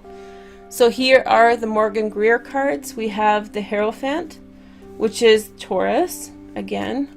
And then we have the Six of Pentacles. This person's not a cheapskate. And the Seven of Pentacles. So this person probably doesn't talk about a lot of things. They may talk about religion, but they don't, or like high level philosophy, that kind of stuff, but they won't talk about like the relationship. They'll just continue a happy relationship without any conflict and not look too much into problems. They have a very big financial appetite, so they'll work hard for it and they'll save their money, but the bottom line for them is finances. And if you are in a relationship with this person will definitely arrange for your financial security and well-being. Okay, so that's the cards that we have for the 6 different personalities. Hopefully that gave you some insight or something to think about the person you have in mind. Thank you guys so much for watching. I hope you guys have a nice day. My other playlists are down below in the playlist and in the click-throughs, so check them out. Thanks so much for watching. Take care. Bye. Hey guys, thanks for joining me and welcome to this reading for Pick a Card. This is a big deal, Pick a Card, because we're finding out what is the sign of your soulmate. All of these cards represent one of the signs of the zodiac, and it's true, it can be Sun, Moon, Rising, Venus, or Mars, but one of these signs will be the key information about what is the sign of your soulmate. This is a part of the Quick Pick series, which is meant to go by quickly. I do have longer Pick a Card videos available, but I want to have some short ones for those of you who are on your lunch break or on a coffee break. So yeah, this is a very quick answer. There's also a romance angel card underneath every single card to give you more information. But I just thought this was a fun and intense answer to your question. Who is your soulmate? So whatever soulmate means to you, that's fine. I think it's scary. I'm not choosing a number, but I hope that you guys choose. And if you want more information, I did do a long version of this. It's about 50 minutes long for all of the signs, and that's linked down below and at the end through the click-throughs and in the cards. If you guys want to give me a like and a comment, that supports the channel and the videos. It can be a funny comment. It can be something interesting that you know about that sign that you chose. Whatever you want to do, that's great. Okay, thanks so much for being here. Let's begin with this Pick a Card, okay? I'm super excited. Okay, so number 1 through number 12. So let me know what number you chose. Okay, so number 1's, here is the sign of your soulmate, as well as a romance angel card. The sign of your soulmate is Aquarius. Okay. And the romance angel card that's guiding that relationship is keep an open mind. Your soulmate may differ from your usual type and expectations. That's really on point. Aquarians are going to be going through a weird time over the next year. So there's a lot of stuff going on with their astrology. You can check out my other videos for more information on that. And they're going through a lot. So keeping an open mind, if your soulmate is an Aquarius, is really, really important. They usually march to the beat of their own drummer also. They're ruled by Uranus. They have their own path. So of course, the Aquarian soulmate is someone that requires that you keep an open mind. Okay, cool. So number twos, hi number twos. So let's take a look at who your soulmate is. Your soulmate is Cancer. Wow, okay, cool. And then let's take a look at what message we have for that. This is the card of separation. Time apart from your partner is on the horizon. This means that oftentimes when people read this card, they think that there's a distance growing between you and your partner. But I like to challenge that. I like to say that the end of the distance is now approaching. The horizon can be two directions, both approaching and leaving. So it could be both things, but I like to read this card as the separation is now ending, and it's coming, moving away from the two of you. Cancers really don't like separation. They like to just kind of hang out and stay close to the person that they are with. If Cancer is your soulmate, I'm pretty sure that the separation is not actually beginning, it's actually ending. So you're coming closer together with your soulmate who's a Cancer. Number threes, let's find out what sign your soulmate is. Your soulmate is Libra. Okay, so let's see what advice you have for Libra. So you have the honeymoon card. Enjoy the bliss of a holiday time together. So it looks like it's a very blissful relationship, and one that you'll be very happy with. It'll be very easy. A lot of positive things will come to you through this relationship. So this is the sign of your soulmate, which is Libra. Okay, cool. Okay, so number fours, let's find out what the sign of your soulmate is. Are you ready? I'm shaking. Okay, let's take a look. The sign of your soulmate is Leo. And then we have stay optimistic about your love life. Positive thinking and faith will bring you romance. Leos are all about positivity, so if your soulmate is a Leo, most likely they are going to give you a lot of positivity and hope in all directions of your life, specifically in your relationship. So that feels really right, on point. Okay, so number five. If you chose number five, this is your soulmate. If you chose number five, your soulmate is Scorpio. And the clarifier is new love. A new person has stirred your romantic feelings. Sometimes with Scorpios, it feels as though the relationship is always new and revolving, but this could be a new person who has entered into your life, and you're coming closer to one another. If you're wondering whether or not they are your soulmate, this is confirmation that this person that's on your mind who's a Scorpio is a soulmate. Specifically, if you're thinking about a Scorpio, this is just 100% confirmation that this person is in fact your soulmate, and it's a new love. Congratulations. Okay, number six, let's find out what is the sign of your soulmate. The sign of your soulmate is Sagittarius. Let's get a clarifier for that. We have deception. Someone is wearing a false mask in this relationship. So most likely in this soulmate relationship, there is hidden feelings. You may not think that this person is your soulmate, maybe because they're not showing so much care and concern towards you or so much passion, but in fact they are. So they're hiding their feelings towards you, and in time you will learn and find out. Sagittarians are like boomerangs. They have to go and then they'll come right back around. So you have to let them do that cycle or they're going to be not happy. So just allow them to do their boomerang thing, and then everything will be okay. But your soulmate is definitely a Sagittarius, okay? All right, let's see. Sun, moon, and rising. Okay, number 7. Let's take a look at your pick a card. Your pick a card for who is your soulmate is Aries. Oh, wow. Okay, so let's find out what your clarifier is. Retreat. It's time to disconnect from the world.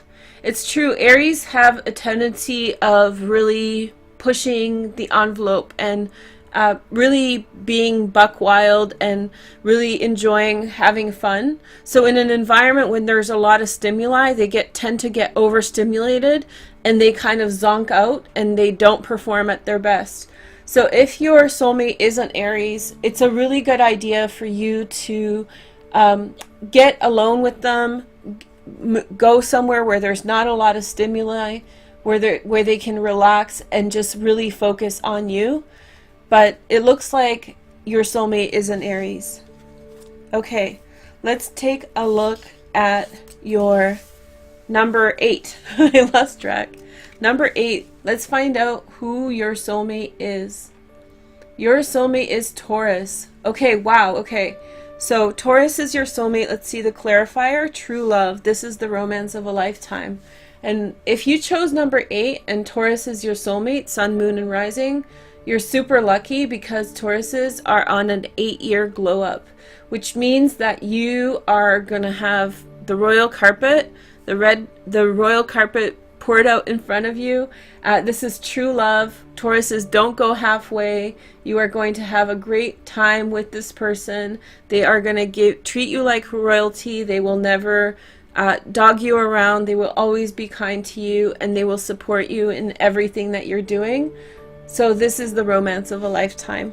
You guys are so lucky. Okay, so now we have number 9.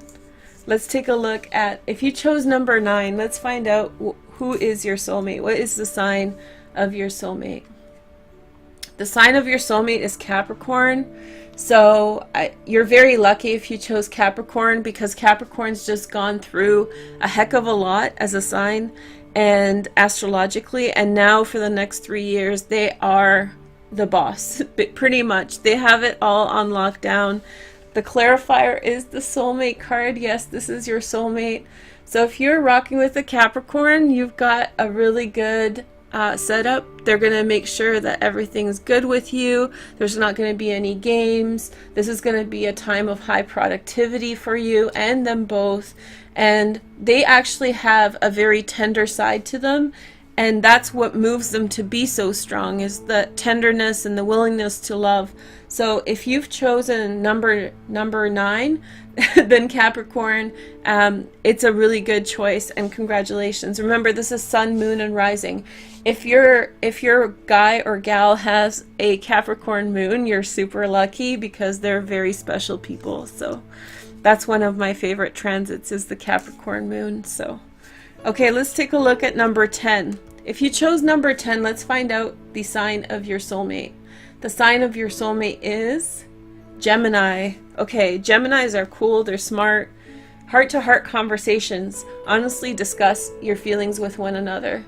If you chose this and your soulmate is a Gemini, then you will be definitely doing a lot of talking, a lot of discussing, and a lot of laughing. Geminis just feed off of talking. So you will very much have an opportunity to discuss your feelings and to talk about everything, discuss your feelings about everything on Earth. So if you chose number 10, then your soulmate is a Gemini, and you're in for a really interesting time. Okay, so let's now choose number 11. 11, let's see. 11s, who is your soulmate? Your soulmate is Pisces. Okay, so be careful. No, it's gonna be good. So if Pisces is your soulmate, you are in for a big adventure, and it's beyond a worldly adventure. It's a psychic adventure. They're going to introduce a lot of the world to you. So here is your clarifier attraction. You attract romantic love by enjoying this moment fully. Literally, if Pisces is your soulmate, sun, moon, and rising, every day is going to be a good day. They're going to make sure of it. And you are going to have significantly less stress. They will definitely try to make life as enjoyable as possible.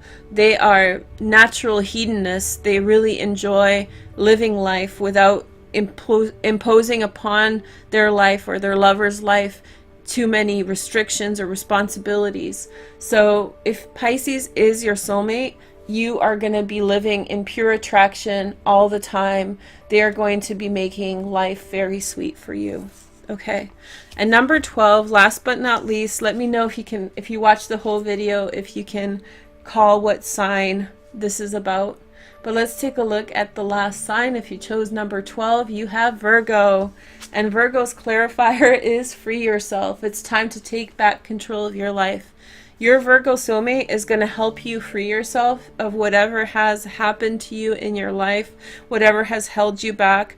Virgos are they're non-possessive, so they will allow you to fight for you and to allow you to build yourself up.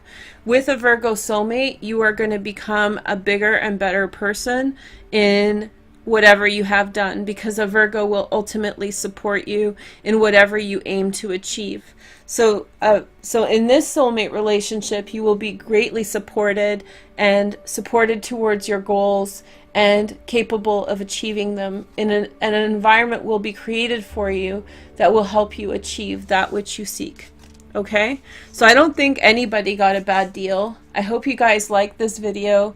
Good luck in your relationships. Let me know down below if you want any other type of reading, and if you have any questions. But yeah, thank you guys so much for joining me today. I hope you guys have a wonderful time falling in love, and I wish you the best of luck finding your soulmate, sun, moon, and rising. The longer video is over here, and down here. Okay, thanks so much. Take care. Bye.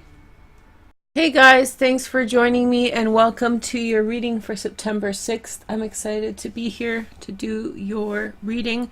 I don't know who you are yet. We're going to find out in just a moment, and you already know, so I'll find out in a minute, but let's try it this way. So your personal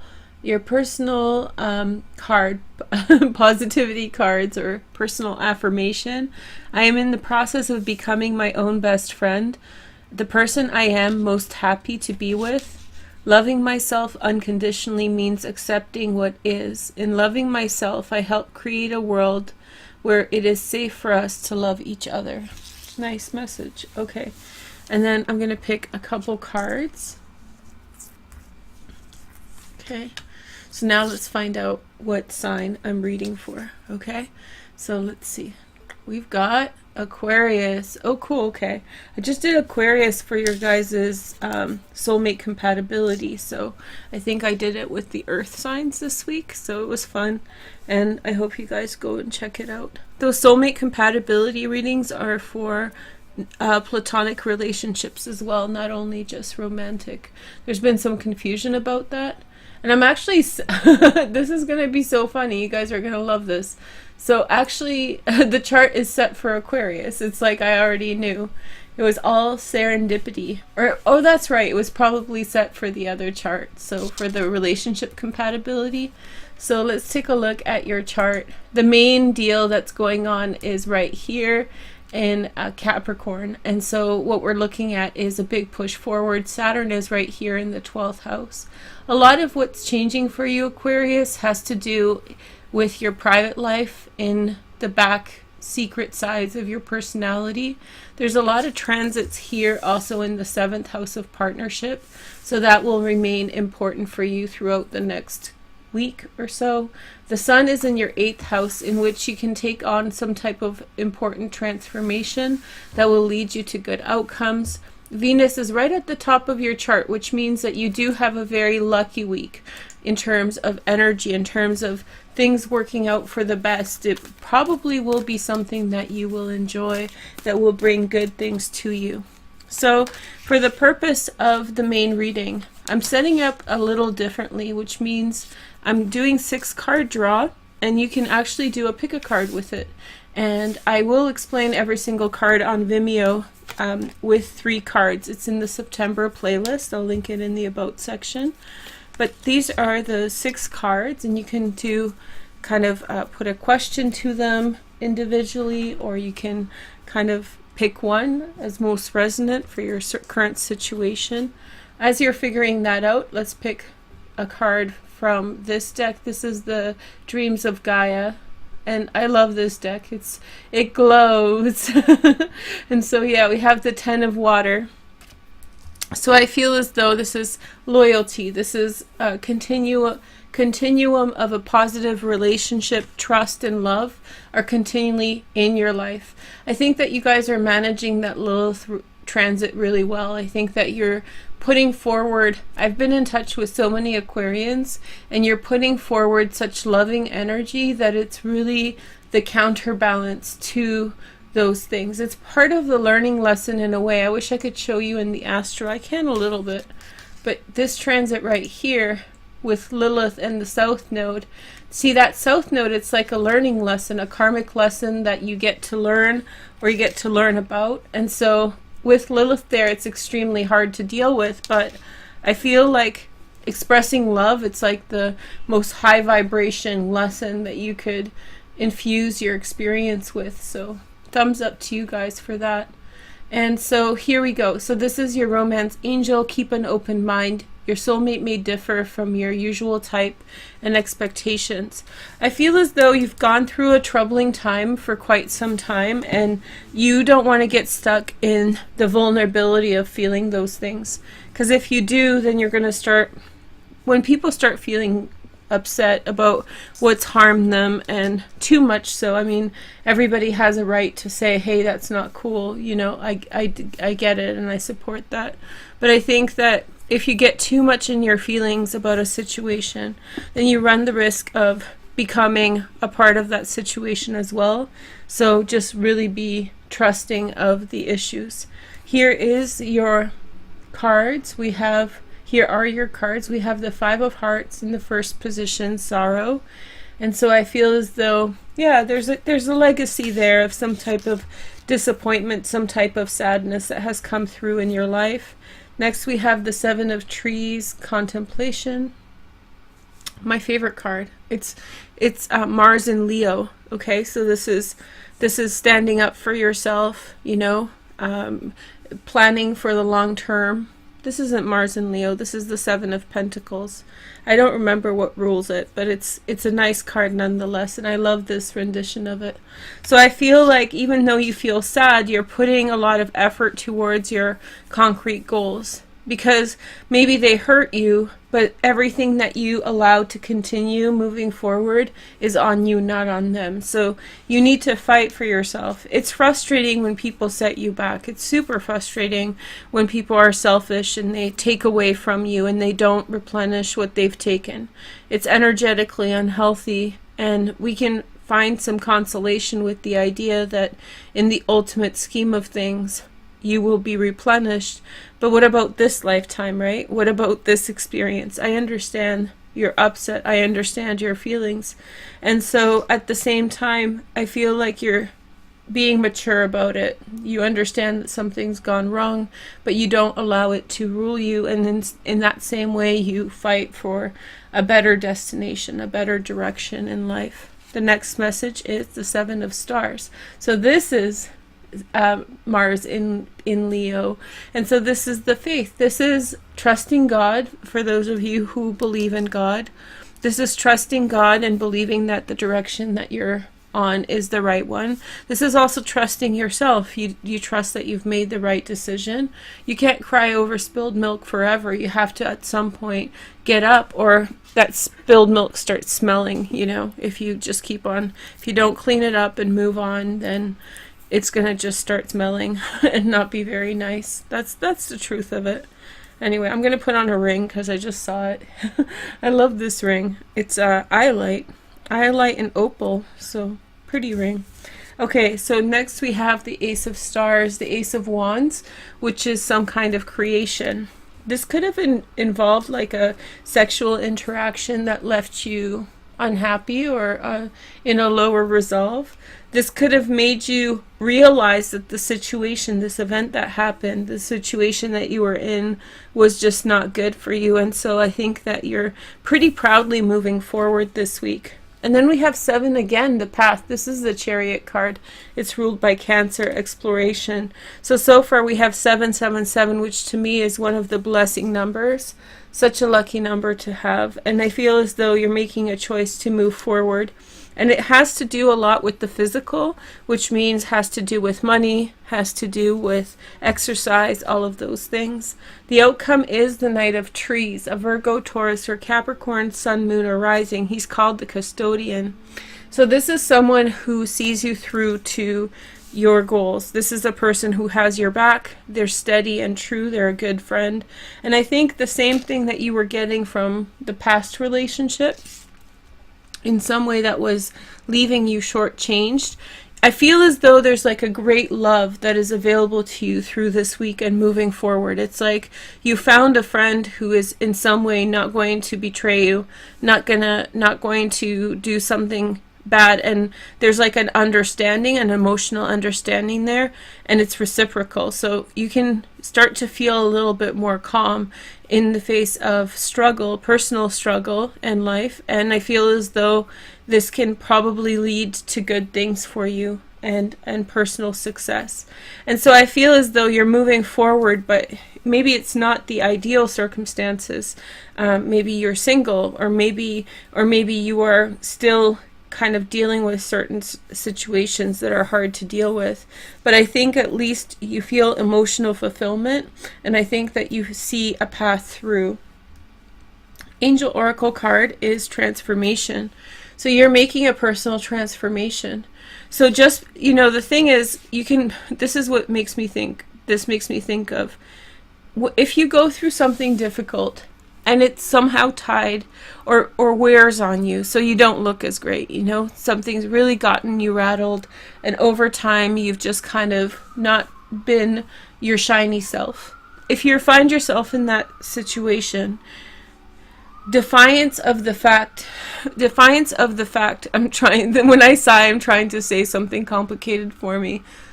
Defiance of the fact, I'm really popping a brain cell here. Defiance of the fact that you are embarking on a personal change and transformation. Don't be complacent. Don't try to defend yourself by trying to remain in the external realm, the product of your past situation. So for example, if you haven't gotten your hair cut in a long time because you've been, you know, kind of left asunder by someone, and you want to find someone who loves you with your crazy long hair, you know, and so yeah, you might find someone like that, but don't let that be a part of your defiance. Your defiance does not have to show externally. And fighting for looking your best, I feel like it's in the realm of physical appearance. Fighting for looking your best, fighting for being your best, should not be deterred by the fact that you want to prove a situation wrong, that you want to prove that you can do it as you had been rejected, or as the situation fell apart on you. Do you understand what I mean? So rather than trying to prove a point and maintain things that are not good for you, in order to prove that the rejection that you felt or the unfortunate experience was in some way, you know, stupid or whatever, unnecessary. I think that what you need to do is separate those things. Yes, it was stupid and unnecessary, but you don't need to do yourself damage and keep yourself homely, you know, or haggard, for the purpose of proving that point. I think that would be a continuation of any kind of unfortunate experiences. So I think this is really about closure, this transformation, the real closure of, you know, feeling bad, being less than all glow up and wonderful. And I think that you'll be very happy this week, and I think that you'll feel very settled. That's the energy that I sense with Saturn going direct in the 12th house. Very settled, very kind of a type of safety feeling is coming over you. So I hope you enjoyed this reading. I'm going to do a second one on Vimeo down below. I'm going to clarify all 6 of these cards, sorry, and then I will do a Lenormand 3-card draw. Okay, thank you guys so much for watching. I'll see you soon. Bye. Thanks for joining me, and welcome to this reading for the full moon in Gemini. It's 0 degrees Gemini, right at the cusp of Taurus, so it's at the beginning of Gemini. I'm going to read for this sign first. We'll find out in a moment what it is, but in between I'm going to take a look at your tarot cards to find out just some general energy before we know about the sign. If you guys could like and comment the video, that would be great. There's a lot of strange energy around, that's why I'm pausing. It's a very interesting time. Let's take a look at your cards. So we have the King of Swords, a Gemini, Aquarius, or Libra, and then we have the 8 of Pentacles, which is hard work and dedication, applying yourself, and then the Leo, the Strength card. So I feel like someone has reached a level of success with regard to what they've been doing, and I feel like they have been applying themselves in order to achieve what they are doing, in order to see a circumstance through. I feel like somebody has made some really big decisions about a situation. Someone can also have a lot of passion towards another person, and so they may in some way be seeing this relationship, if you are thinking about a relationship or the situation that they're involved in, as something worth investing a lot of time into. The sign we are looking at today is Pisces. Hey Pisces, how's it going? So let's find out what's going on for you with this full moon. This full moon is very special, Pisces, because it has a conjunction with Jupiter with the sun, which only happens once a year, and that's right at the top of your chart. So some kind of miracle event is happening in your public life, in your career, and that's illuminating your 4th house. This is where the moon is, where the full moon is, to do with family. So I feel like there's like a decision within the family to move forward towards a certain course of action. There's a lot of effort being made in order to achieve something, and this is a really important card, the Leo card, which represents that. I feel like the energy behind, the general energy behind what people are trying to achieve is so strong and so motivated. It's like people in your family or the people with whom you are trying to create this event or situation have so much passion, have so much love to create that which they want. So just before we finish the astrology, I want to show you guys the mystic rectangle. So here we have Mercury retrograde, which is really good for career things in the past. So to review things from the past rather than to move forward with things. That will last until the 6th of December, right? That's when Mercury goes direct. So it's a good time for you to look at things from the past and address whatever has been left over. But this is Jupiter and this is the sun, and they're creating something called a conjunction, and that's a really powerful energy. So the sun is illuminating the moon, creating a full moon in your 4th house of home and family, and that's where these decisions are coming through. And then we have the nodes. This is the north node, this is the south node. Your north node, south node video is in the Pisces playlist, but the north node in the 5th house is passion, right? That's the house that the Leo card rules. So this is passion, this is your desire, this is what you want to create. And the south node in the 11th house is the release. So releasing something from the past and moving away from things. However, this is very karmic for you, Pisces. We see Saturn, we see Pluto, we see Vesta here with the South Node, and that creates a huge release of patterns with regard to friendships, with regard to social associations. And so you're releasing all of that and bringing awareness to what you truly want. So this is called a mystic rectangle, and we have a trine, a sextile, a trine, and a sextile, and you can see that rectangle, and what it does is allows all those energies that I just spoke about filter through time and again until you find the perfect alignment. So hey girl, hey. Let's take a look at your cards with the Bianco Nero. I was calling it the Blanco Nero, but it's Bianco Nero. Beautiful deck. I really, really like it. So we have the Five of Rods. So somebody was very nervous about the future, very nervous about circumstances, but I think now through repetition and through hard work, they have found their sure footing. And then we have the Nine of Cups. A wish is coming together, a wish is being made, and it's being resolved. There is a resolution to things, and I feel like the resolution is going to be desirable. All the people who are involved in the situation are going to see the outcome in the way that they wanted. Now you could be dealing with a Gemini, Aquarius, or Libra, or this could be you making a decision that is very clear and very decisive. So you made a choice and you started working towards it, and then you felt more passionate about what you had chosen.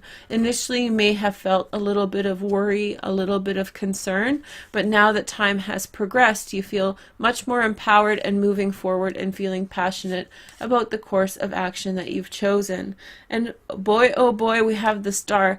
The Star represents the sign of Aquarius, but it's also the card of soulmates and fated events. So all these decisions that you are making are indicated here that they are very, very important. And whenever you have a conjunction with Jupiter, very magical things happen in people's lives to bring a lot of change, positive change, miracles to happen.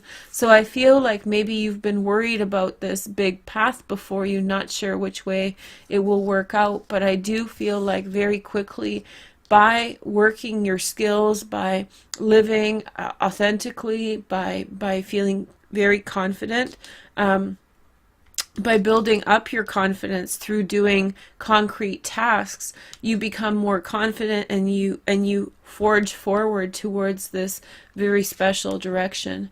And then we have the Empress. So this also represents that confidence that's coming through for you, Pisces, through this time. And I feel like all these worries are fading away because you've made a clear decision. I think this is you, actually, the King of Swords. Whether you're a man or a woman, I think you're making a very clear decision. Maybe it's even informed by Venus in Libra, because Venus in Libra just finished her retrograde period, right? So maybe in this way, in the 8th house, in your 8th house of change and endings, you were ready to make a decision and you were like, okay, no more. So more confidence. I just remembered your readings. They're all about confidence, aren't they? So it's more confidence on your plate, more movement forward. Again, Knight of Wands could very well be you, or it could be someone around you. If it represents a sign, it could be a Sagittarius, an Aries, or maybe even a Leo. But for this purpose, this could also be you. When you feel at that level of confidence, you move forward with things. It could be a Leo here as well.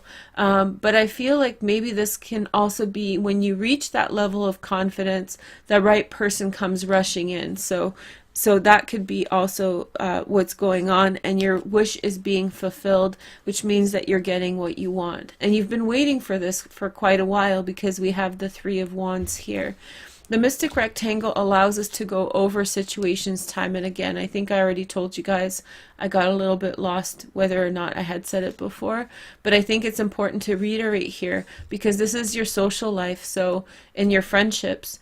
And so maybe the first time around it was a little rocky, the energy was weird, but in some way you felt a draw to the situation. And so you gave it time and again effort in order to see a situation come through, and reiterate until you got it just right.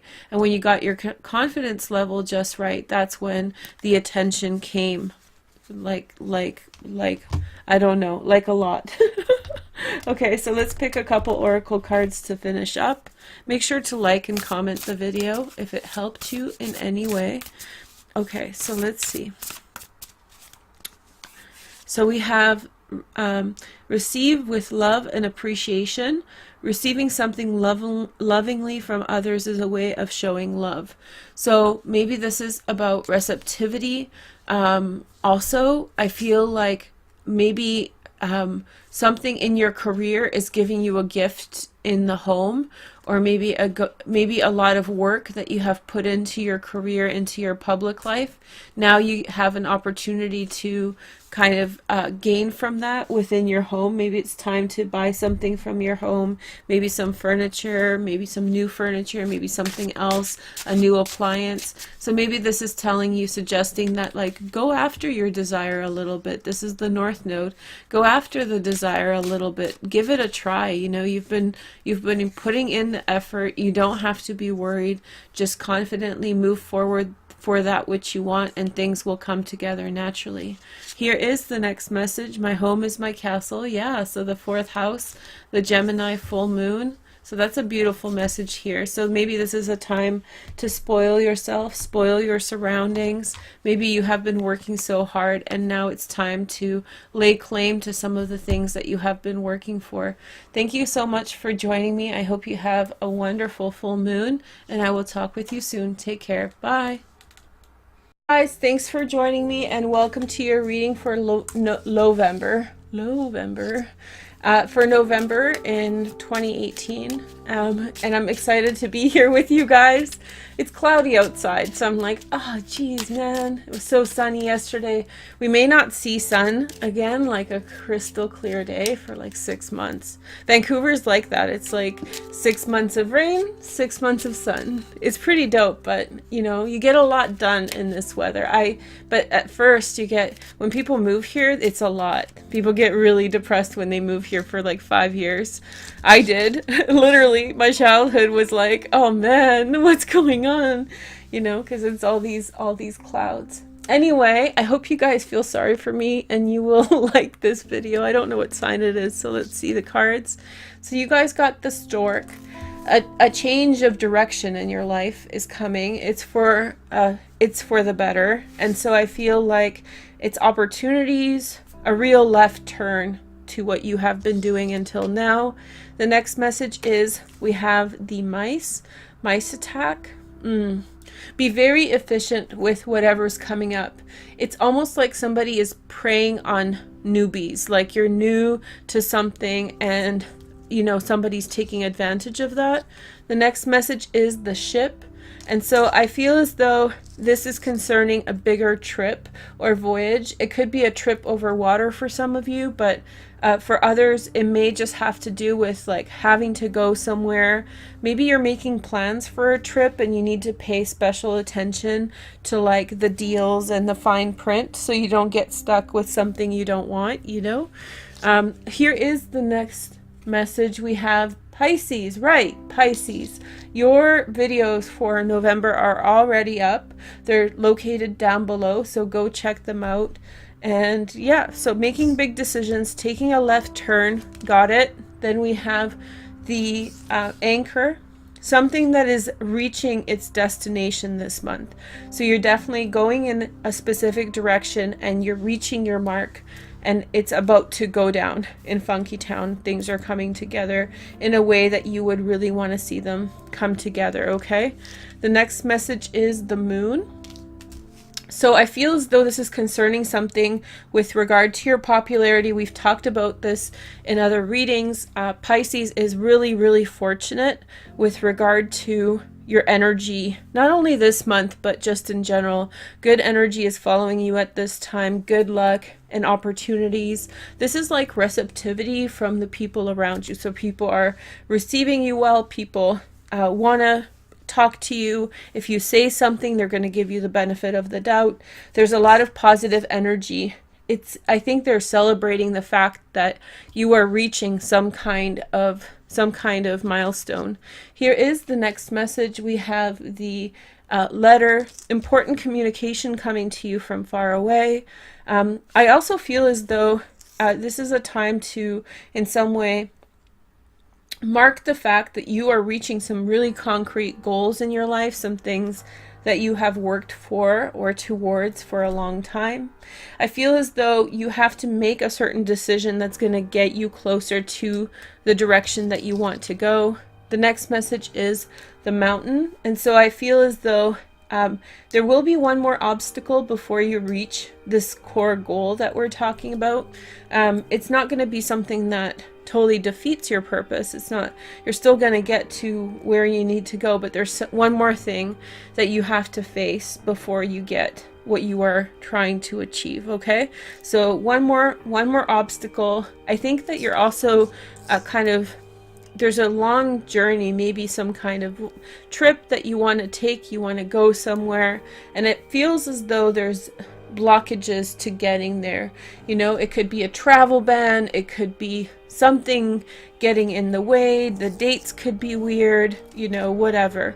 So you want to go somewhere, but in a certain way there are things in your path preventing you from going. The next message is the bouquet. So I feel as though people in some way who are very industrious, they're recognizing your effort and they're putting a lot of good things towards you. There's a lot of gifts that are being given. There's like accolades. I feel like you are being celebrated by others. And I think people who are very industrious in their nature, they're in some way putting forward congratulations and just good cheer, celebrating with you a milestone, an accomplishment. The last card is the clouds, and it's cloudy in Vancouver. Poor Baruch. But I don't think that's the same clouds. I feel like maybe a message from far away is going to clarify a situation, and so once that situation is clarified, you will in some way have more clarity on on what's going on. I feel as though there is a good turn in focus, an opportunity that's coming into your life, and when you receive those things, your life will get much better. On the bottom you have the house. So this is a card concerning your home, your place of business, or your house. I feel as though for some of you, this is really enjoying your house and maybe even your community, like the little places around where you live. There's a lot of events this month that have to do with like feeling really like okay with stuff, like just going to see the grocer, going to see a coffee shop, going to like little things are sweet and friendly and comfortable and convenient. Okay, thank you guys so much for watching. I hope you guys have a wonderful month. I will talk with you guys soon. Take care. Bye. Hi Libra, thank you for joining me and welcome to this reading for September. This is your September reading on YouTube.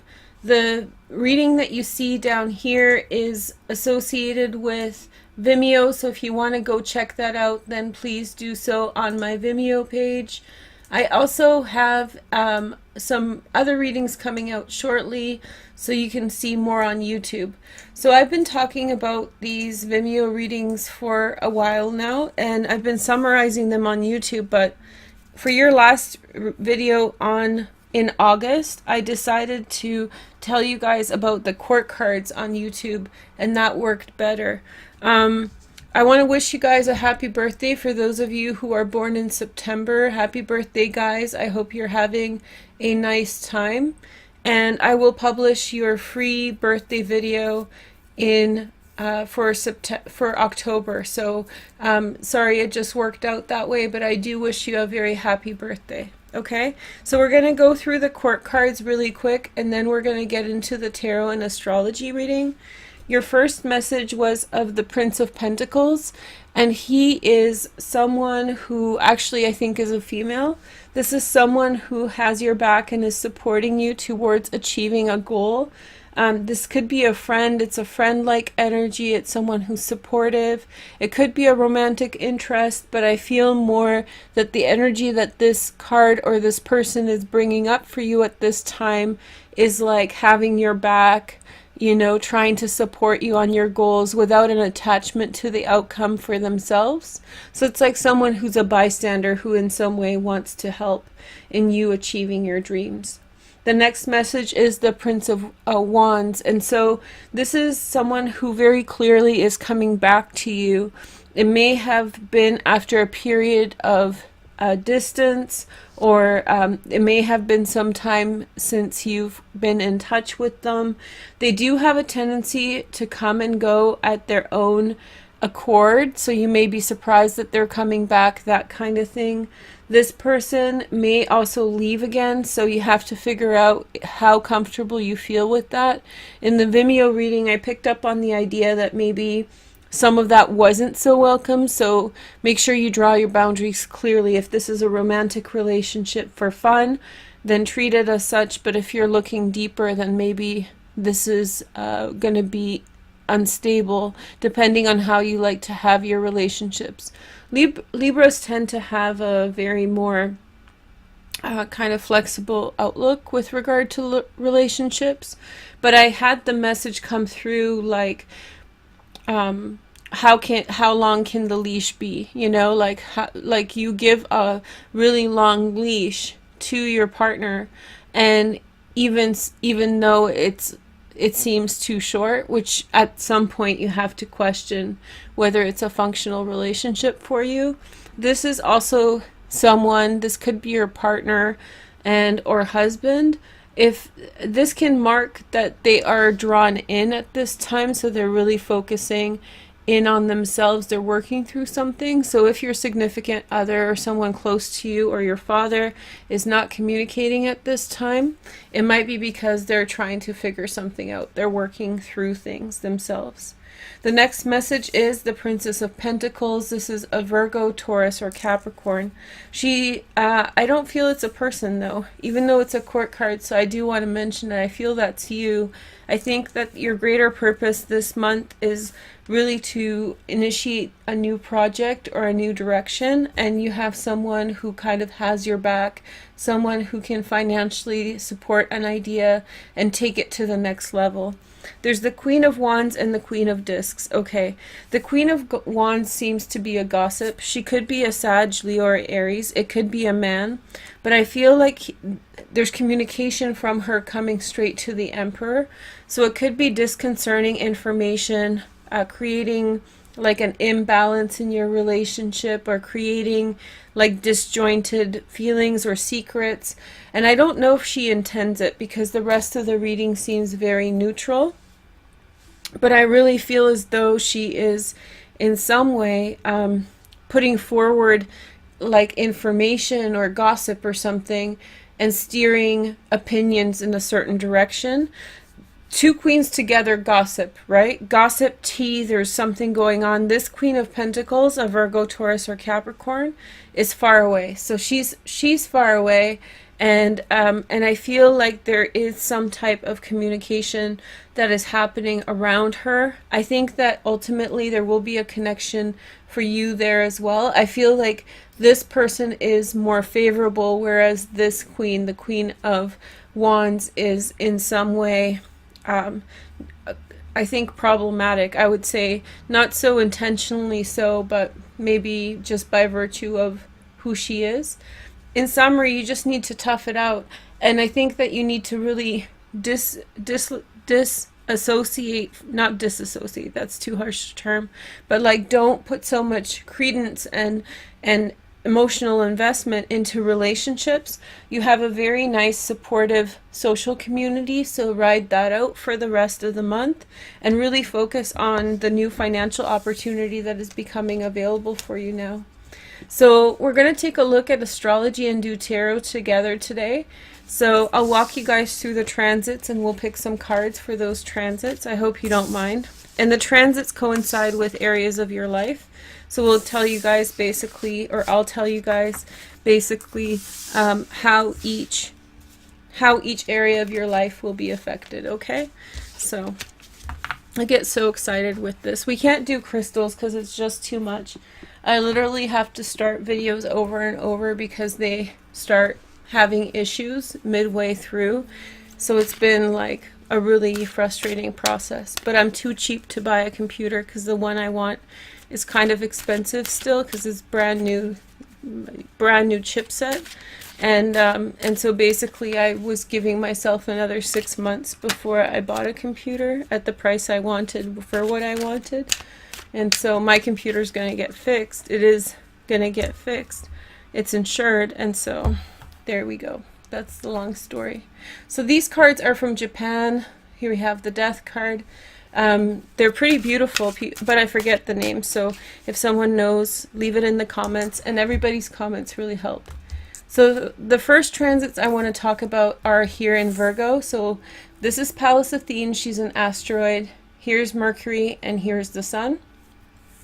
So the Sun has moved into Virgo at the end of August.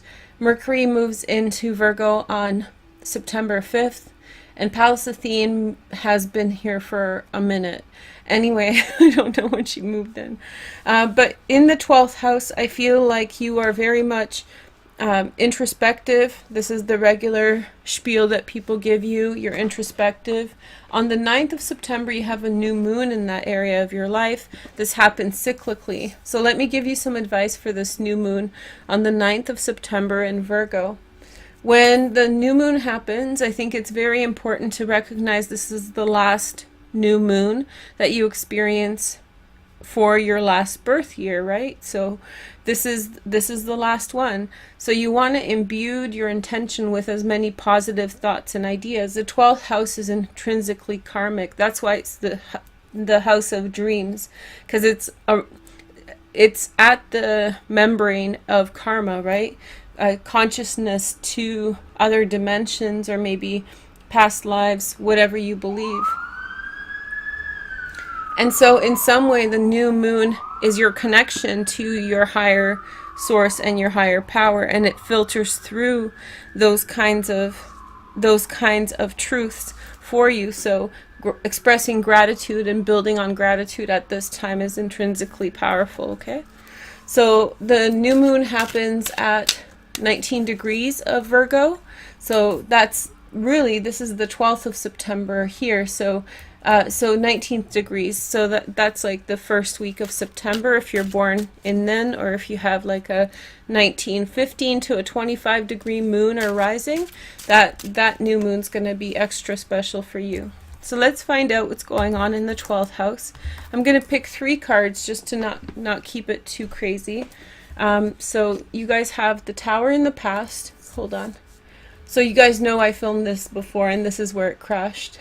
So I was like, so it was a very similar card. You guys had the 9 of Swords before. So, and then we have the 5 of Pentacles and the 6 of Cups. Good.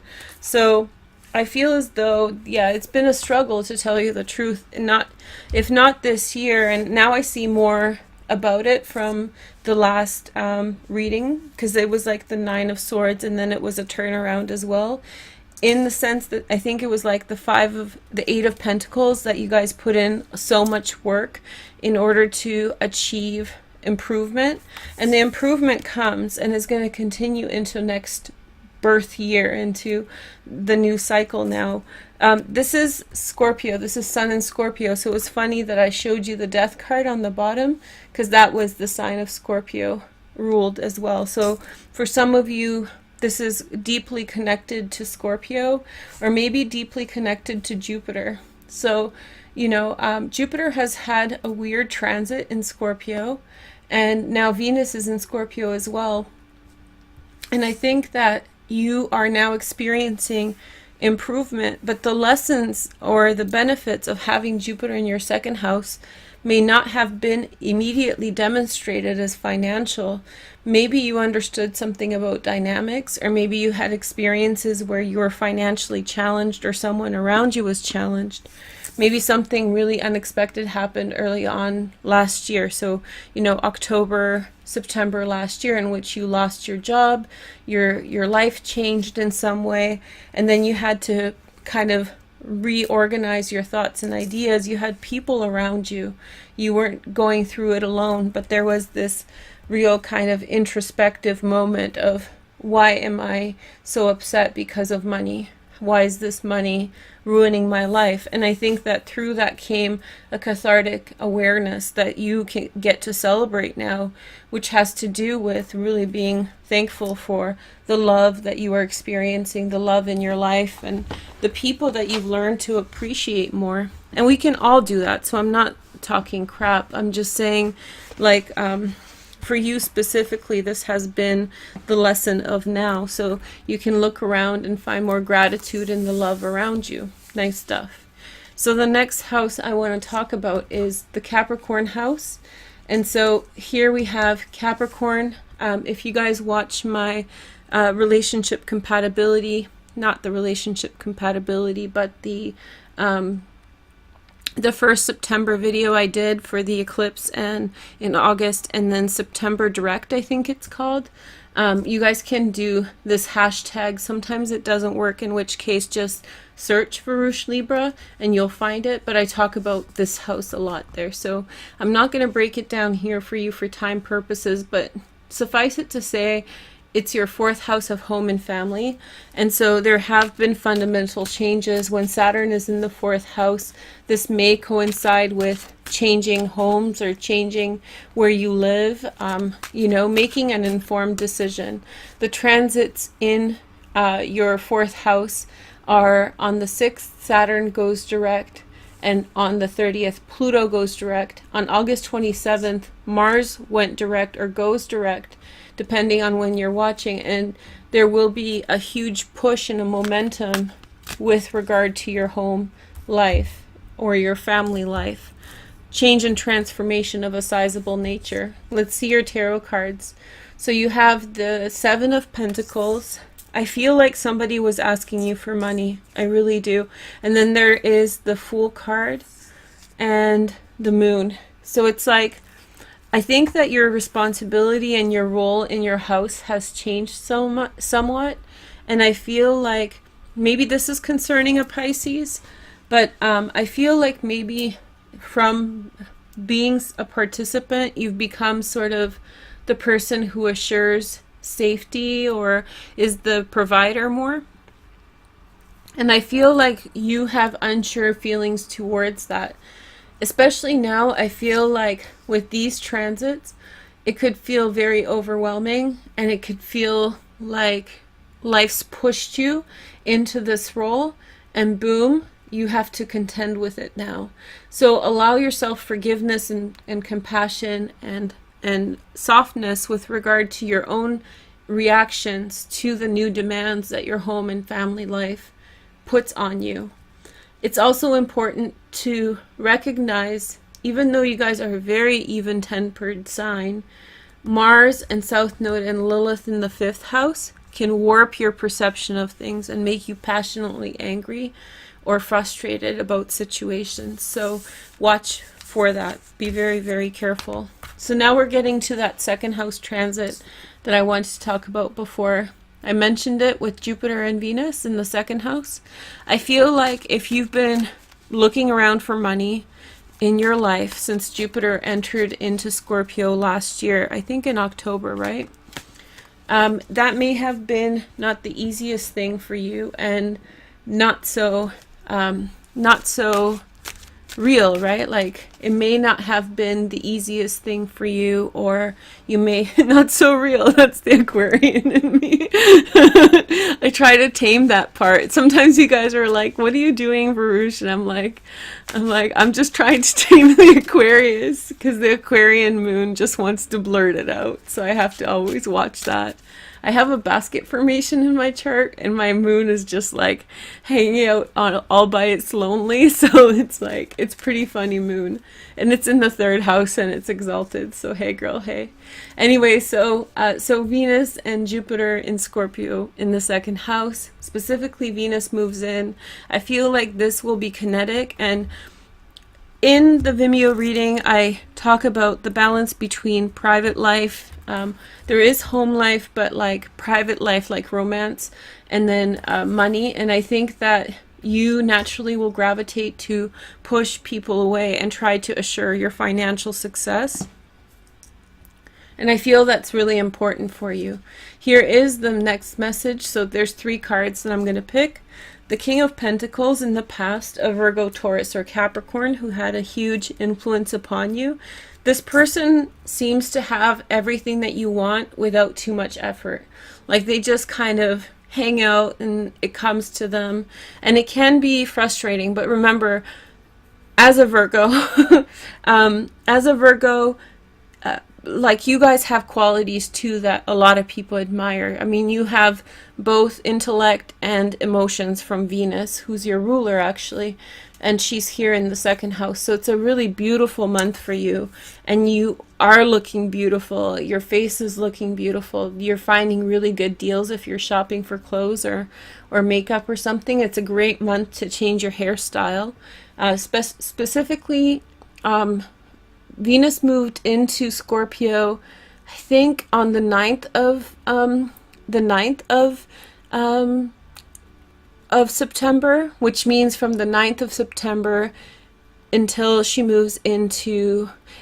goes retrograde in October 5th, you're good to go. Or you may want to wait until she leaves her retrograde period, and then I'll tell you guys in October about it. And when she leaves the retrograde period and comes back through Scorpio, then get your hair done. I'll remind you next week or next month. And if I forget, then you guys can remind me in the comments.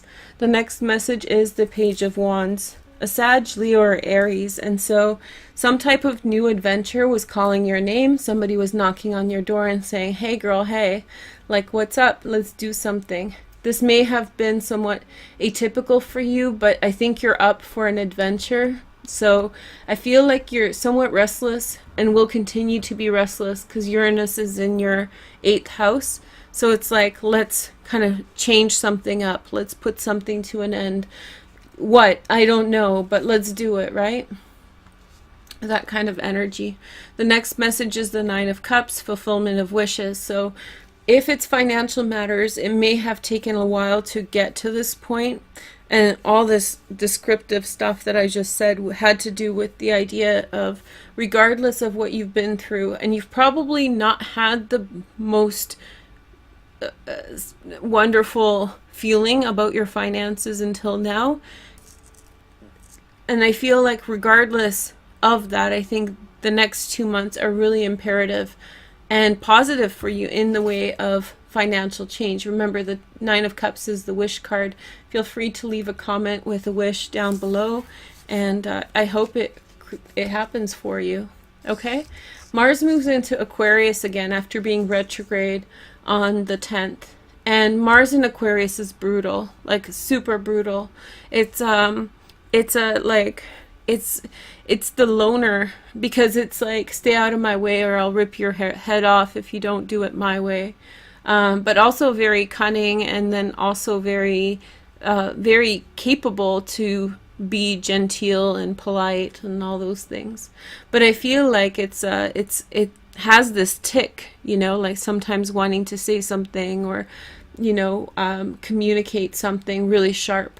And I don't think it's necessarily a great transit with Lilith. I think it's really prone to kind of like abuse, sadism, those kinds of things. And in the South Node, you're getting into like the roots of what drives your desire, right? Like this is if somebody was mentioning to me in a reading, your id, collective id, that's what we were talking about, the collective id. But this South Node in the 5th house is like your individual id manifesting forward. And whenever you're dealing with the id, it's not like you can control it. It's subconscious. Subconscious means not like dream work, because, well, dream work has to do with that. But the id is not something that you can ever be conscious of, right? And so the South Node is like what makes you tick. And Lilith is there, and Mars. And I just think in the 5th house, for you, you really need to watch your temper. And especially things that you would never think about as upsetting you, you want to be really slow. So you want to really slow down the pace of what you're going through, rather than trying to bust through it and in some way, you know, just wing it. I think you run the risk of hurting other people, which I know you guys really don't like to do. You guys run the risk of being a-holes, and you run the risk of putting yourself in a situation that you don't want to be in. So let's pick 3 cards. 2 of Rods. So yeah, there is a lot of introspection with the South Node, but you've had that transit for 1.5 years. So then we have the King of Swords. So there he is, Mr. Mars in Aquarius, right? Gemini, Aquarius, or Libra. this is also your discerning eye, correcting everything just with one foul swoop. This is there is a light side to Mars in Aquarius, very, very funny, very, very kind of very skilled with communication. There's actually a lot of good things, but I feel like because of the Lilith transit, I would be more concerned with the shadow rather than what positive things it brings, because I think it's a rough concentration, and it's in your house of desire, and so that will warp and twist your desire. So you don't necessarily want to do deep work with that right now. You may want to do it before, or you may want to do it after, but in the middle of the storm, unless you have a month off and can isolate yourself and work through everything, because you seem to, it can make a person a little bit of a wild cannon, and especially in the 5th house, but we are all experiencing it, not just you. And then we have Moon in Aquarius, which is the 7 of Swords, and that's dipping on things. So it's like saying something and then piecing out really fast. And I feel like there's this kind of, it's going to be very evasive. I think that's what this is saying. So I would say there's a temptation to look really inward, and when the opportunity comes, go for it. But then there's this level of evasiveness, so it's almost like trying to catch a soap bubble or a feather or something, I think it's going to be a futile experience to try to pin something down. If you're dating an Aquarius right now, I would say that relationship might be a little bit you may not be able to trust it so much for it to be consistent at this time. You may want to back off of that energy and then come back to it when the energy is a bit better. So then it's your birthdays. Happy birthdays, guys. And then we have the Sun in Libra, and then Mercury in Libra. So I can't move the chart, but just imagine. In your 1st house, Ceres is in the 1st house. Ceres is bountiful, right? So you're looking really, really beautiful with Venus in the 2nd house and Ceres in the 1st house all month. But specifically after the 22nd, it's going to be something. You're going to be something for sure.